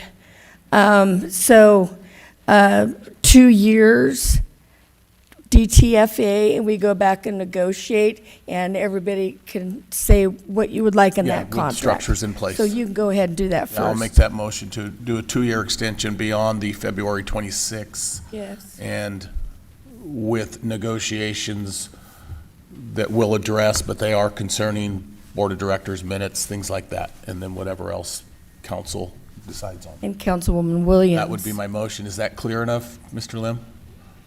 Okay. Was that a motion, or are we weighing in? Yeah, I heard a couple of different things. Yeah, Just a yeah, motion. you had a motion, and then I think Scott was jumping in. Yeah. I think what the city attorney was recommending is if you all had, and at this point, I guess with a motion and a second, if there were friendly amendments to add to, like, here's some specifics you want to see in that effort for us to go negotiate that 2-year extension from February 26th, then we're happy to take that direction as well. Okay. Councilwoman. Thank you. So I would like to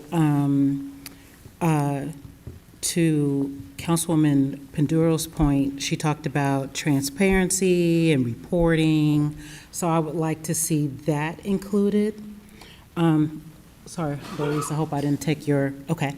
And then also, I have concerns about the name Downtown Theater, the logo, the sign, who that belongs to. Does that belong to the city of Fairfield? All of improvements, if we ever changed, past 2 years, can the current vendor just tear everything down? I just have concerns about that, and I would like to see that clarified in the contract. Councilman Panduro. So going back to my same point and what Councilmember Williams, I think, so in talking about the golf, with the golf operator, right, we get reports from the golf. So we always, I don't know how often we get them, but if we could get them, We get those monthly from okay. golf. So if we get reports on a monthly basis or anything that shows like ticket sales, like projection of like what the theater is making that month, like who else are they working with? Like I would like to see what our partnership is looking like show us, right? Money, partners, ticket sales, where's the money going? Where's it coming from? So that we can have eyes on and some oversight as a partner in all this. You guys are getting this? Okay, you're getting it. Councilman Doug, did you have anything to add? Just a little bit. I really like the productions and all that, but we need more rock and roll. More cowbell. Where's Jeff at? Jeff, the tubes. Jeff, we need more rock and roll.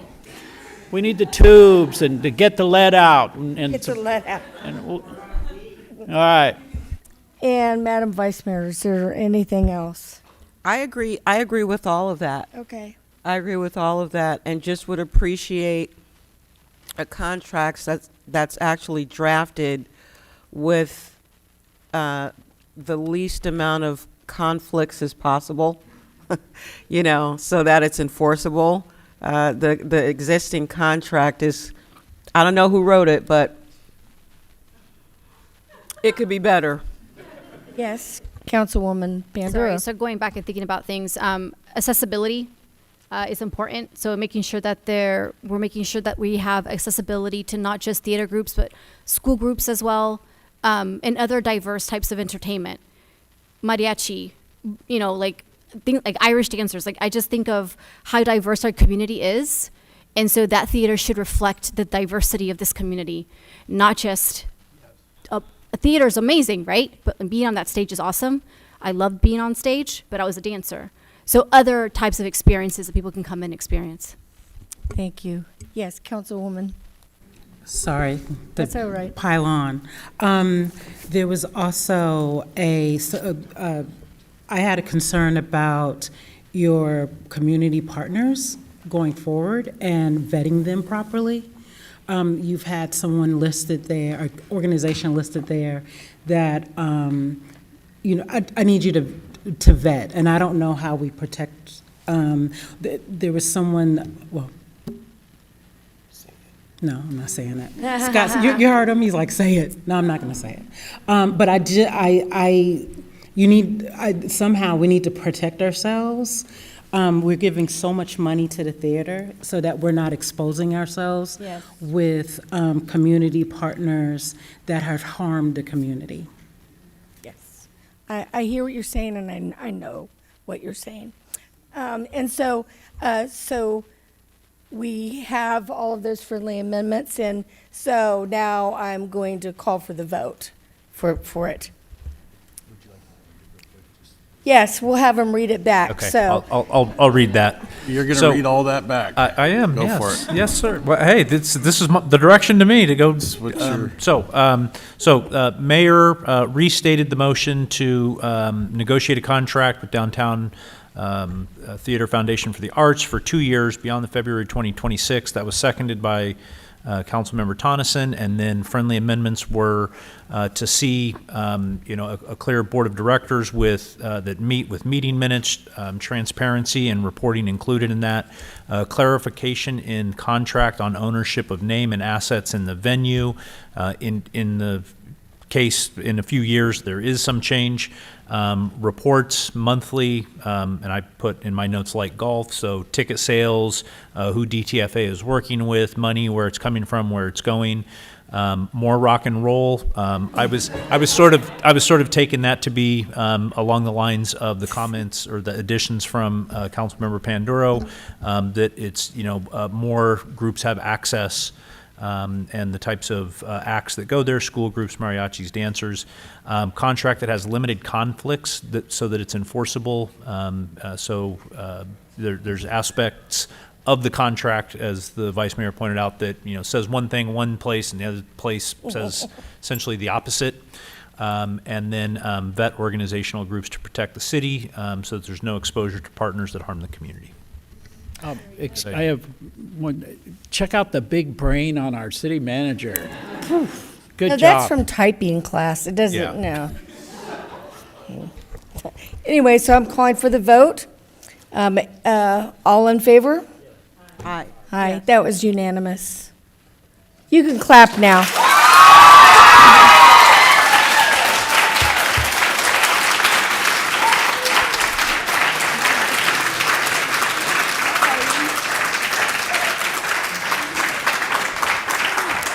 And I adjourn this meeting.